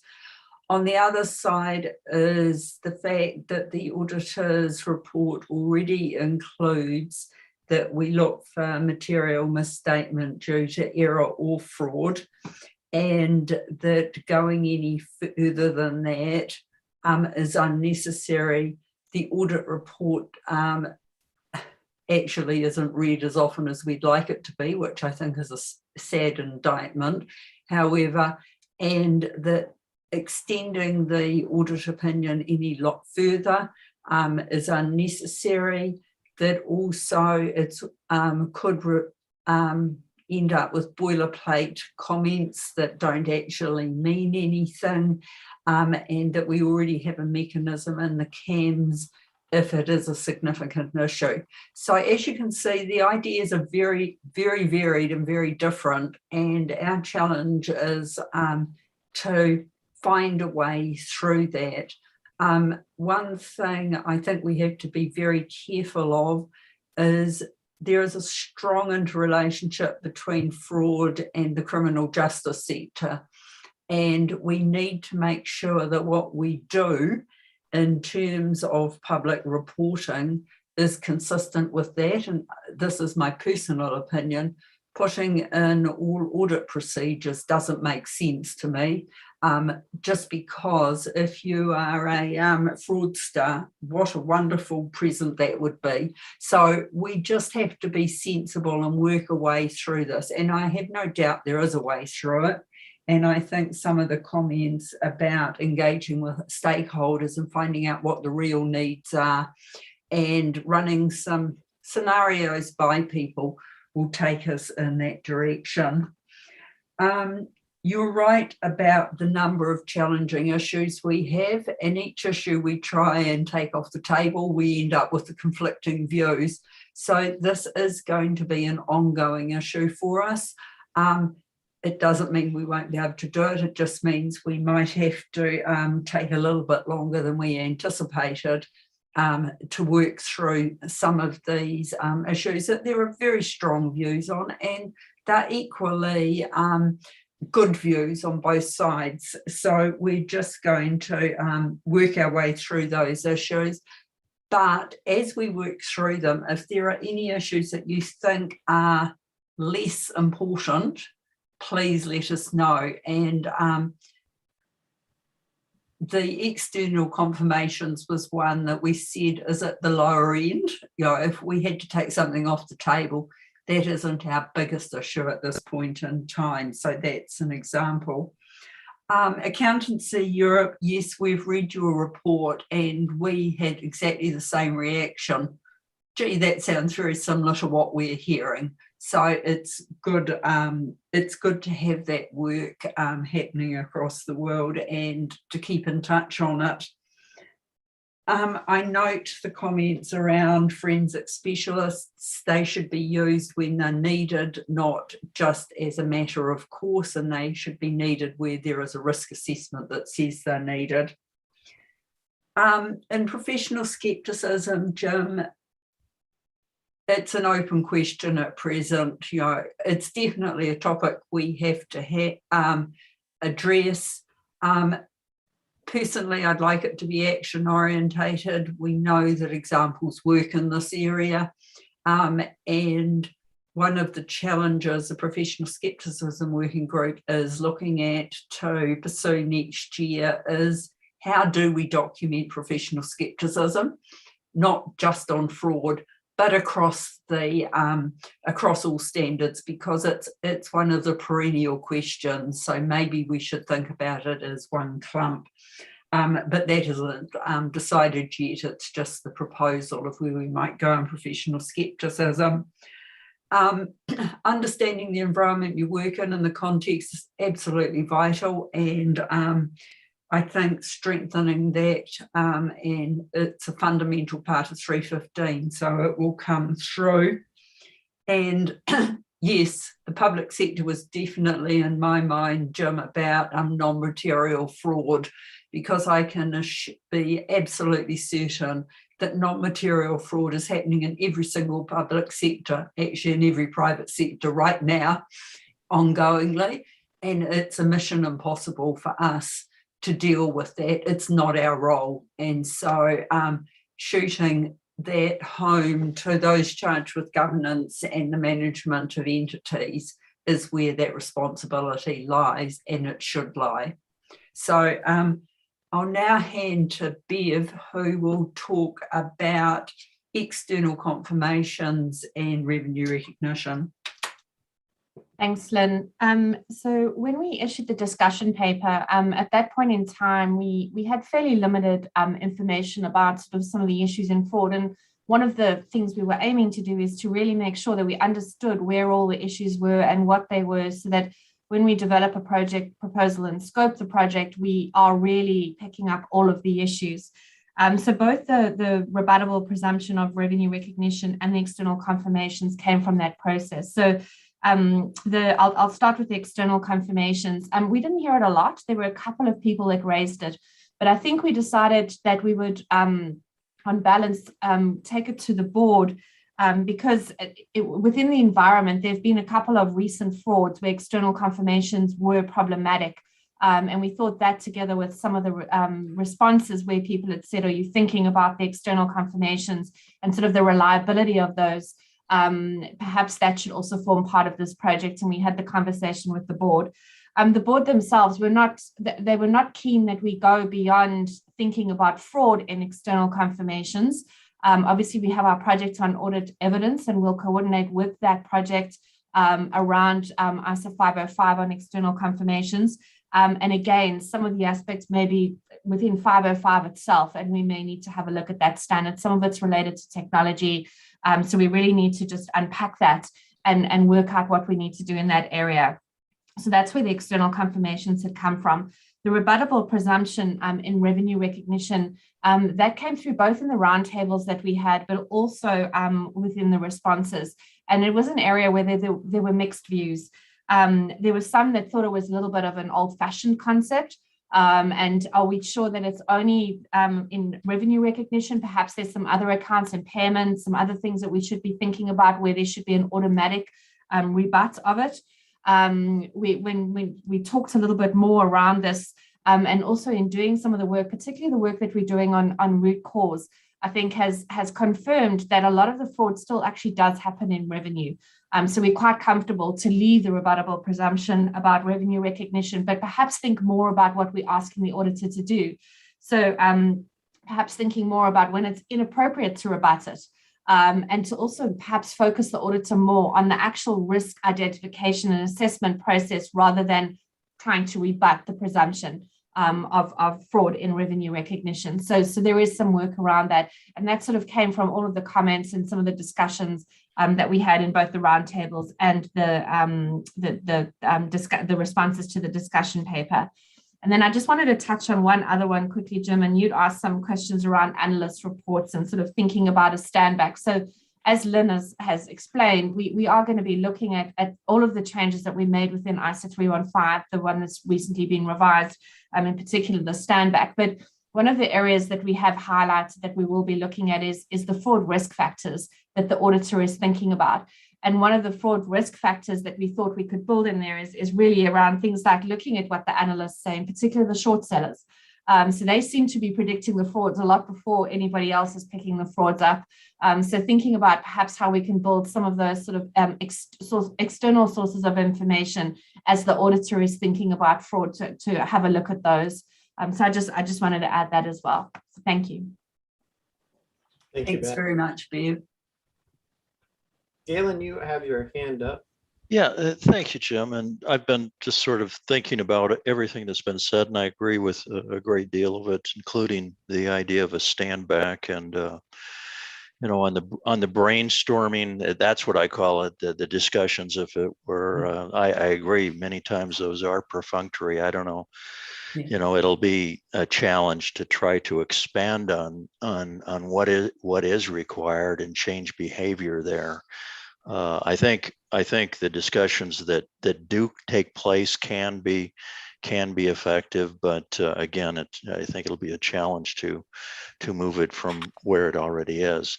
And then it seems to me like there's all kinds of different frauds, and I'm glad that we're focusing on material fraud. And those frauds can affect the financial statements directly or indirectly.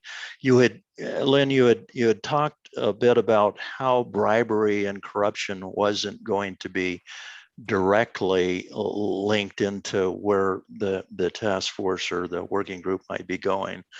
And it seems to me like if those things impact financial statement fraud, why would you exclude those? And so maybe I'm not quite understanding why they would be outside the box here of what we're dealing with. It seemed like you would include those. Overall, I am more concerned with financial statement fraud than anything. I mean, the frauds that can take place where somebody steals something, you know, it's not material. There's lots of different things that can go wrong, but it's the financial statement fraud that impacts the investors and public protection, where they're relying on the financial statements that I think really ought to be the focus. Thank you. Thank you, Galen. Thanks. Lynn? Yeah, can I, the point you make about behavior is absolutely spot on. And one of the challenges of standard setting is how do you get standard setting to actually positively influence behavior? And I think in a number of the issues we've talked about today, changing behavior is going to be really important. And how far we can get in standard setting is an open question at present. You know, saying to people, you must talk to people, you must be more comprehensive about things, only will take us so far. So it may well be after standard setting, there's still a gap of how you get those new behaviours ingrained in people. Not impossible, but not easy either. I can't have been clear about bribery and corruption, and I apologise. We are going to address it. We're not going to add it specifically to the definition. So we're going to talk about how it fits in, and we would obviously expect if there was material bribery and corruption that affected the financial statements, it would be identified and it would be reported. So I'm sorry I wasn't clear in that. And it's good to have that endorsement because of, yeah, it is material fraud that affects the financial statements, which is the focus of 240. It was in the past, and it is our intention for it to be in the future, because otherwise audits will become impractical. If you had to find every single fraud across every single entity, it just would be impractical. So that endorsement by everybody in us not going for non-material fraud, I think is a very sensible and logical decision that's been made to date. So so thank you for those comments, and I think that's probably a good place to end, Jim, except I should ask the three staff, Bev, Angela and Hankin, and also one of my working group colleagues, Len, if there's anything they'd like to contribute before we finish.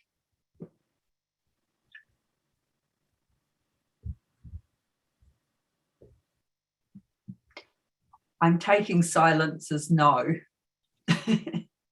Thank you. Thank you very much, Jim, and I do appreciate the input and the discussion that we've had. It's been very professional and constructive, and I'm very grateful for your input. Thank you.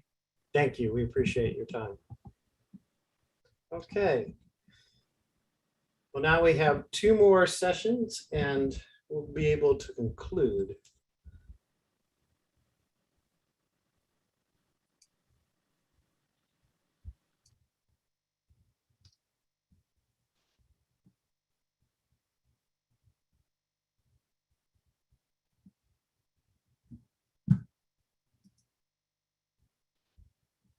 All right, are we ready to move on?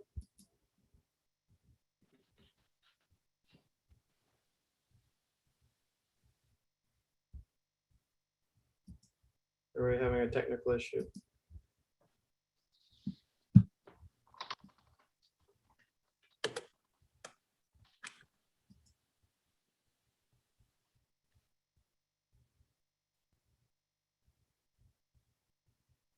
Check with Alex. Are you ready to carry on?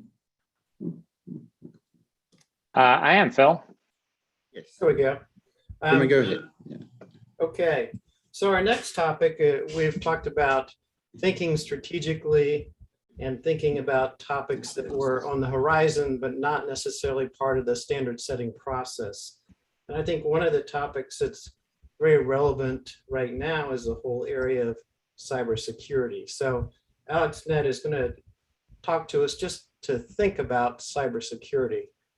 Alex, welcome, and I'll hand it off to you. Yeah, thank you. And I will share up my screen here as well. Hi, everyone, in whatever time zone you are in. My name is Alex Netty, and today I'm going to be talking a little bit about cybersecurity. We're going to review it from a high level as a level set to get an idea about what the industry is and is not. We'll also talk about some trends and some considerations as the industry continues to grow and mature. So at a high level, here's my face in two places now for you. I've worked directly in the cybersecurity industry now for about a decade. Here in the United States, I've helped support United States federal agencies and state and local governments, but I've also worked closely within the private sector across a number of different industries, including healthcare, financial, out into Silicon Valley, utilities, and other critical infrastructure. Within cybersecurity, as you'll find out here shortly, it is a very diverse field with a lot of ways that we manage it and look at it and address it. Some of them are more technical and some of them are more non-technical, more in the management and overall risk management realms. Within that space as well, I hold multiple industry certifications. So starting at the top, what is cybersecurity? And you may have heard about it in the news. You might think of it as a very confusing concept, something that you could never understand. You might think of it as something that is expensive, that needs lots of tooling, or you think it might be involved with individuals that sit in dark rooms and mash away on their keyboards to make it happen.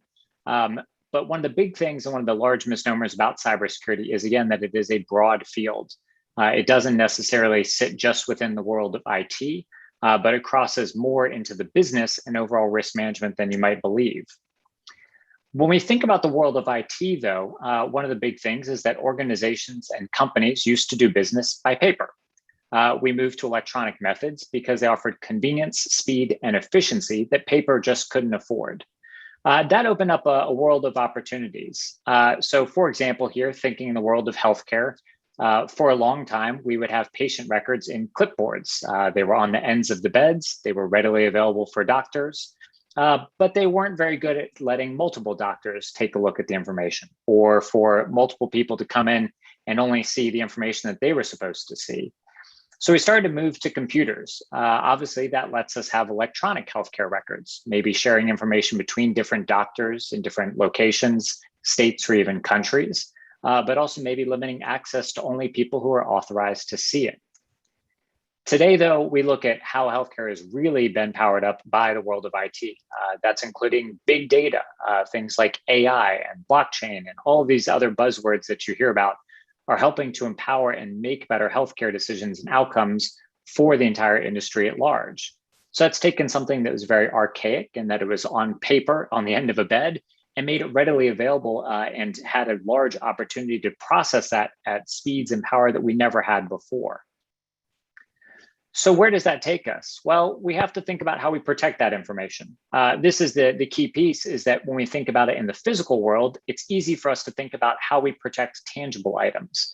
We can put locks on buildings or build stronger buildings. We can have safes or guards or alarm systems. All of those are great to protect individuals or paper, but how do we do the same in the electronic realm? Obviously, here's a burglar coming in, but what does that actually look like in reality within the world of cybersecurity? Well, it comes down to the fundamental core concept of cybersecurity, and it focuses on three main areas. The first is confidentiality. We're focused on protecting and keeping secret information secret.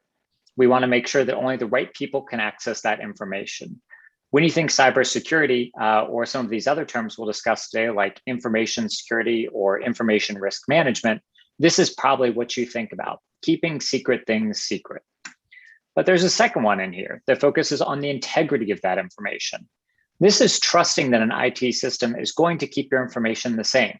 So when you deposit $100 into the bank and your bank account shows that it has $100, you would expect that your online bank account will always show it as 100 unless you adjust that transaction.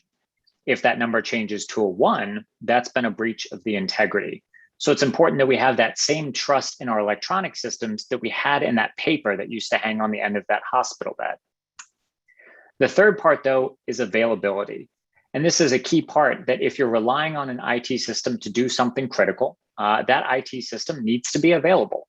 So whereas that piece of paper on the end of the bed was always available to doctors and nurses to understand what the health outcomes for that patient were, that same needs to be said for the same systems that are now processing it electronically. If those healthcare records aren't available for that doctor, how could they know what's been prescribed for that patient or make those same decisions without access to that information? When we think about newsworthy items like ransomware, which we'll talk about in a little bit, that's a huge breach of the availability of that information. The people who need access to it can no longer get access to it. So when we think about it at a high level, within the world of IT, IT is about getting IT systems, their components, assisting businesses and organizations with just working. The goal is to get something that works for that company. So whether it's email, custom built app, financial software, or anything in between, it just needs to work. But in the world of cybersecurity, we want that same thing, but we want it to work securely. So a good example is if you go to a coffee shop and you log on to the wireless there, if it doesn't have that lock symbol on it, it works, right? You can connect out to the internet and surf. But we also want that same scenario in the world of cybersecurity. And that's why we recommend only Wi-Fi that has a password on it. That adds that layer of protection, but it still also works. You'll hear this field called a number of things, depending on different companies and organizations. You'll hear it called information security, IT risk management, IT security, InfoSec. The concept is still the same, but colloquially, we now reference it as the cybersecurity industry. So how do we reduce risk and misuse? Well, let's look at some of the trends that are occurring here in 2021. The biggest one that you are probably intimately familiar with is ransomware. Within the US alone, it's estimated that it's going to cost US businesses about $20 billion this year. That is a staggering increase from the projections that were just from last year in 2020, where we estimated that to be closer to 7 to 9 billion. That is a huge jump and has been a huge opportunity for criminals to take advantage of bringing businesses down. The hard part is it's been easy for criminals to use ransomware. They need little technical knowledge, and there is even ransomware as a service now that's available where criminals can log on and download this software from hacker groups that have actually built it. They don't have to understand how it works. They can just use it. The same as if you went and bought Microsoft Word or any other financial app. You may not know the underlying workings of how it works, but you know that it works for you and does what you need it to do. This has caused a huge expansion in ransomware, and it's really becoming a large problem. The hard part is there's no easy answer to it. It's a number of systematic failures that have occurred over the years. A lack of understanding within organizations of the technology they're using, not training people, insecure servers and configurations. A lot of it adds up and leaves businesses vulnerable. The second one is data breaches. These can occur maliciously, but also unintentionally. As I just talked about, the pace of IT innovation for companies has exceeded the pace of protecting that information. So as companies race to the cloud or race to power up their organizations with AI and other software that's being sold to them, oftentimes they're not doing the due diligence to say, hey, I understand that this works, but does it work securely? And taking that time can help reduce that risk. Not to mention that with the COVID-19 pandemic ongoing, remote work has created a wider footprint, creates more opportunities for information to go missing. Again, this can occur maliciously from hacker groups or otherwise, but also unintentionally. If somebody sends the wrong information to the wrong email recipient or downloads information and loses their laptop, those can be data breaches that can cause big impacts to businesses. Finally, the Internet of Things, also known as IoT. This includes things like phones, thermostats, the cameras, smart homes, any of these devices that have moved on from what we traditionally used to think of as just our one computer device, our maybe laptop or our desktop computer. Now there's lots of things that connect out to the internet. That's caused a rapid expansion of IT footprints within businesses, from managing buildings to the heating, ventilation, and cooling systems that exist within offices, all the way down to the nitty-gritty like phones or the thermostats that control vents on the floors or even the lights. All of those things together create an extra large footprint that can create larger problems for the business. As you can see, these cross a variety of those three areas that we just talked about: confidentiality, integrity, and availability. And they all focus on protecting the data and making sure that it is available, that it's the same, and that it stays secret and only available to the people who should have access to it. The way we look at risk is very similar to risk in other industries. And this has been a big part of the cybersecurity industry at large in its growth. While a large part of the industry is very technical in its nature in terms of the tools and some of the processes and the way it's approached, it's actually starting to get more closely aligned to other audit capabilities, where we look at addressing risk in similar fashions to other industries, and more importantly, try to find what some of the chief risks are within the industry and how to control those.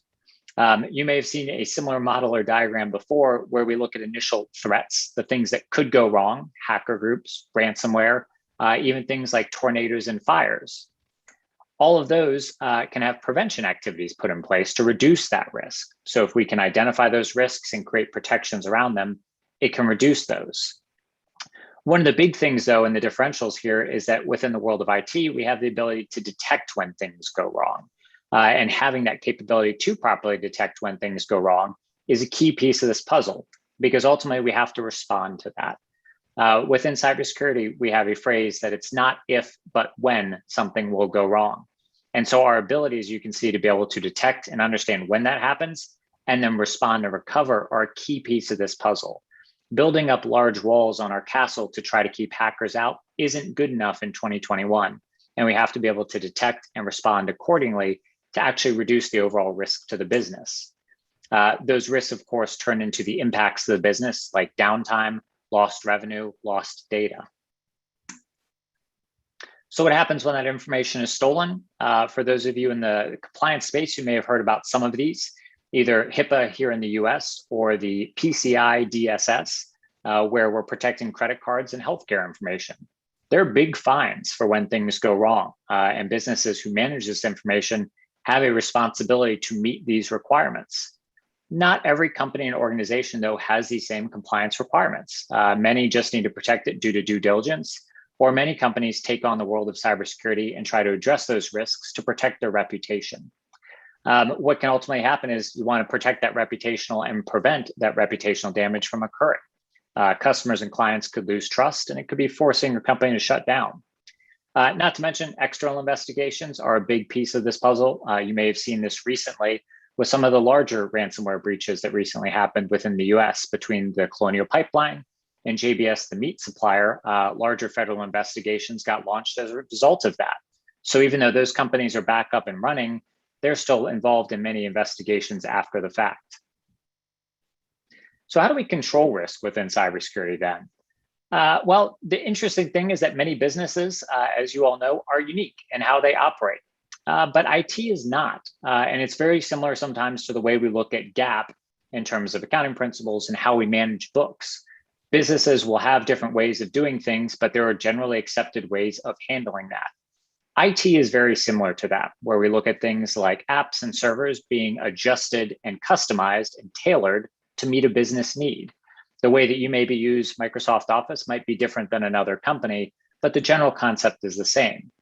Over time, we've started to realize that there's different ways that those threats, that first part of that diagram I showed you, can come in, and that those threats are limited in terms of what they can do, and more importantly, what areas of the business they can impact. So as a result, we've been able to create a standardized set, more or less, of security controls. The hard part, we haven't quite agreed on what that looks like. The industry as it is still very young. It is still very mature when compared to some other industries like accounting or other audit standards. So the hard part is when we think about how to address them, there are specific compliance requirements that some groups have come out with, like we talked about for HIPAA and healthcare information, and also PCI for credit cards, but they are usually focused on a specific segment of that industry. The best way is establishing security controls using known frameworks. Within the world, and especially here in the US, there are a number of them that are considered standards. And as you can see, as this diagram goes up and through, the ones on the left cover a little bit less, and the ones up on the upper right there cover a little bit more in terms of what they're trying to address.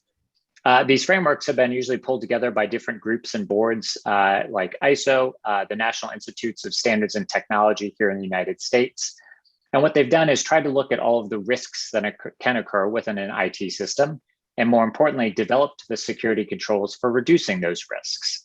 Ultimately, meeting those security controls, that risk can be reduced to a tolerable level, but it can help businesses be more informed in terms of what technology and things they need to invest in to reduce that risk to an acceptable level.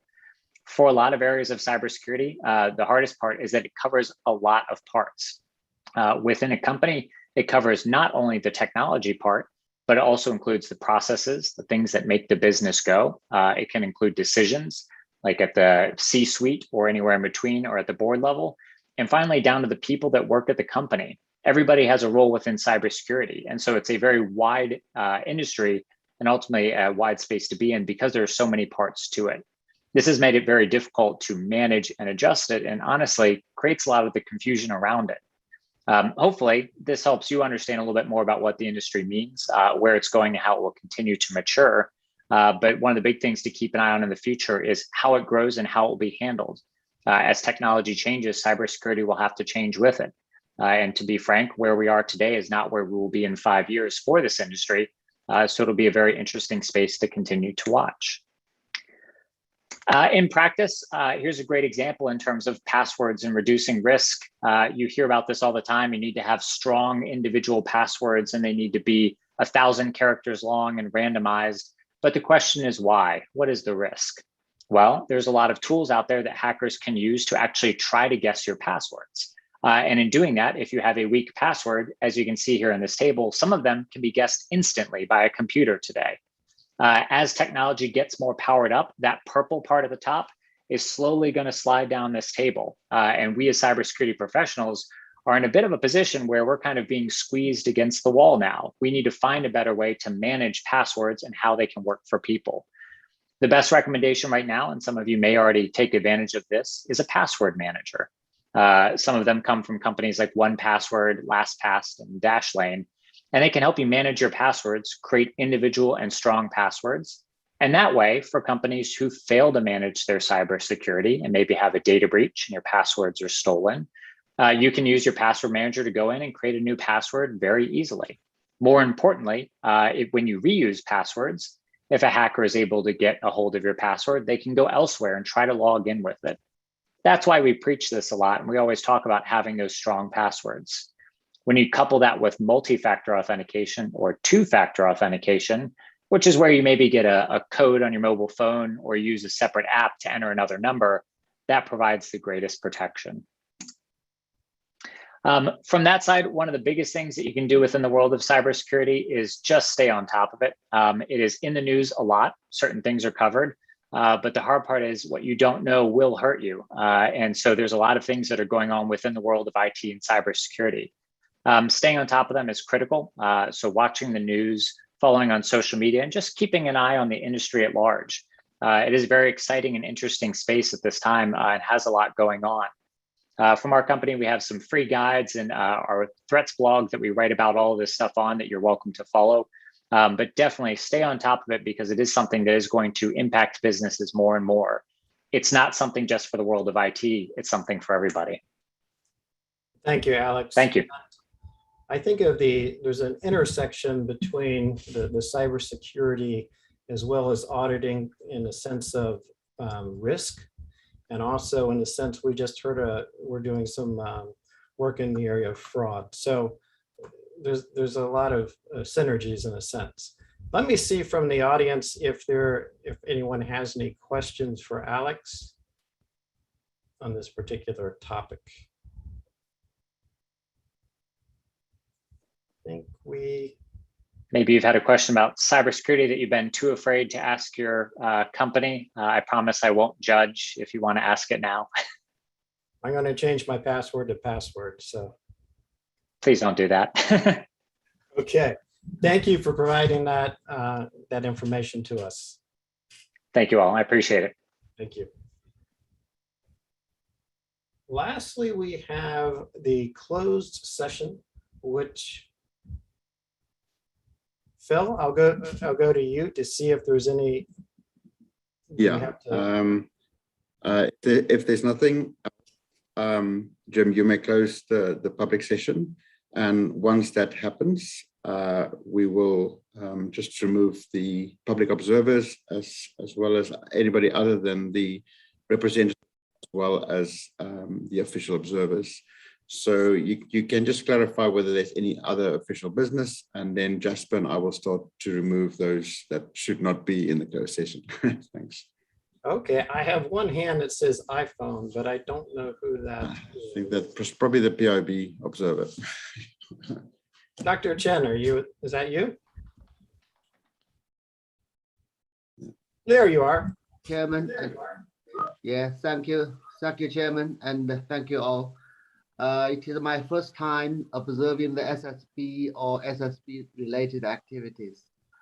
Since joining the PIOB just in last April, you know, I just learned a lot from the 2-day session. That proves to be operating well and fruitful. I'm happy that, you know, having the chance working together with you. With the 2 days experiences involved with the 2 CAGs, I was impressed by the efforts made improving the auditor standards so as to better serve the public interest. Following that, I just want to give some minor comments on the specific projects, just a few words. So with regard to the group audit, I observed that the revisions focusing on addressing key matters, including those raised by the PIOB, be going well in the right direction. That is commendable. With regard to the work plan, observe that comprehensive survey conducted and the responses gathered and deliberated. It is, you know, applaudable. Among those suggestions as raised by stakeholders, also by the CAG representatives yesterday, is assurance of climate change disclosures and of sustainability report. That is really was our consideration, given the birth of the IAASB. I applaud on that. Also, while considering adding the new project in terms of prioritization, similar consideration is also needed with regard to the management of the ongoing projects. With regard to audit evidence, I have not much to say at this moment, just adding one point, say, as TF believe that there may be cases of duplication of requirements across ISAs, and will consider whether some requirements in other ISA may be better placed in ISA 500. However, I just believe there is a risk that moving requirements across the suite of ISAs will end in missing some of them. It might be meaningful to carefully evaluate whether some requirements are more relevant in ISA 500 and as such, applicable to different phases of audit. As far as CASP, I want to add my support on the project to what the PIOB ever officially expressed, that the ISA improved following those drafting principles, though only at the level of format and the structure of the text, may still better serve the public interest. Specifically, I'd like to add that based on my personal experience in defining the term of complexity, the issue of length of sentences would be included. In Chinese language, a sentence longer than 1.5 lines or 2 lines is rarely seen or not welcome. In my reading experiences of the ISAs or also IFRS, very often, you know, we see sentences longer than 2 or 3 lines that I thought posed a big burden on those non-native English speakers, at least the readers from China.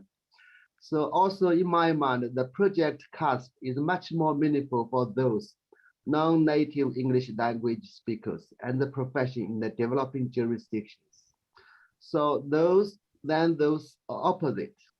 If the observations above is correct, I would propose that at the following stages, comments could be mainly sought from those mentioned above. Similarly, outreach activities could be conducted this way, many. So lastly, for the fraud, as concerned about by the PIOB, this public interest issues list, we do hope that a key element of the revisions should be include a meaningful revision of ISA 240 to ensure that frauds are properly identified and reported by auditors, and the considerations about transparency in auditor report, given the situation, you know, across the world, we are challenged by the frauds that just seriously influence or harm the quality of financial information. So that's all of my comments. I really appreciate the chance involved in discussions in past 2 days sessions. Thank you so much. Thank you, Dr. Chen. We're very happy that you joined us for the meeting and had a chance to see how the CAG interacts and the thoughtful discussion we have. And thank you for your points on the various topics that we covered in the last couple of days. Lastly, with respect to the public meeting, I wanted to cover the next CAG meetings. And there is going to be a CAG call, likely at the end of November or in early December, to further discuss the fraud project proposal. And given the interest in that, I think that will be a very interesting call. Secondly, the meeting for the spring is going to be on March the 7th through the 9th, and that's for both CAG meetings. And then if you want to hold your calendar out for the future, September 6th through the 8th, 2022, I can't believe I'm saying 2022, for the next fall meeting. And the ultimate allocations between the IAASB and the IASB CAG will be determined. So with that, I'm going to close the public meeting and the public session, and then we will have a final closed session, and that will be it for the day. Thank you, Phil.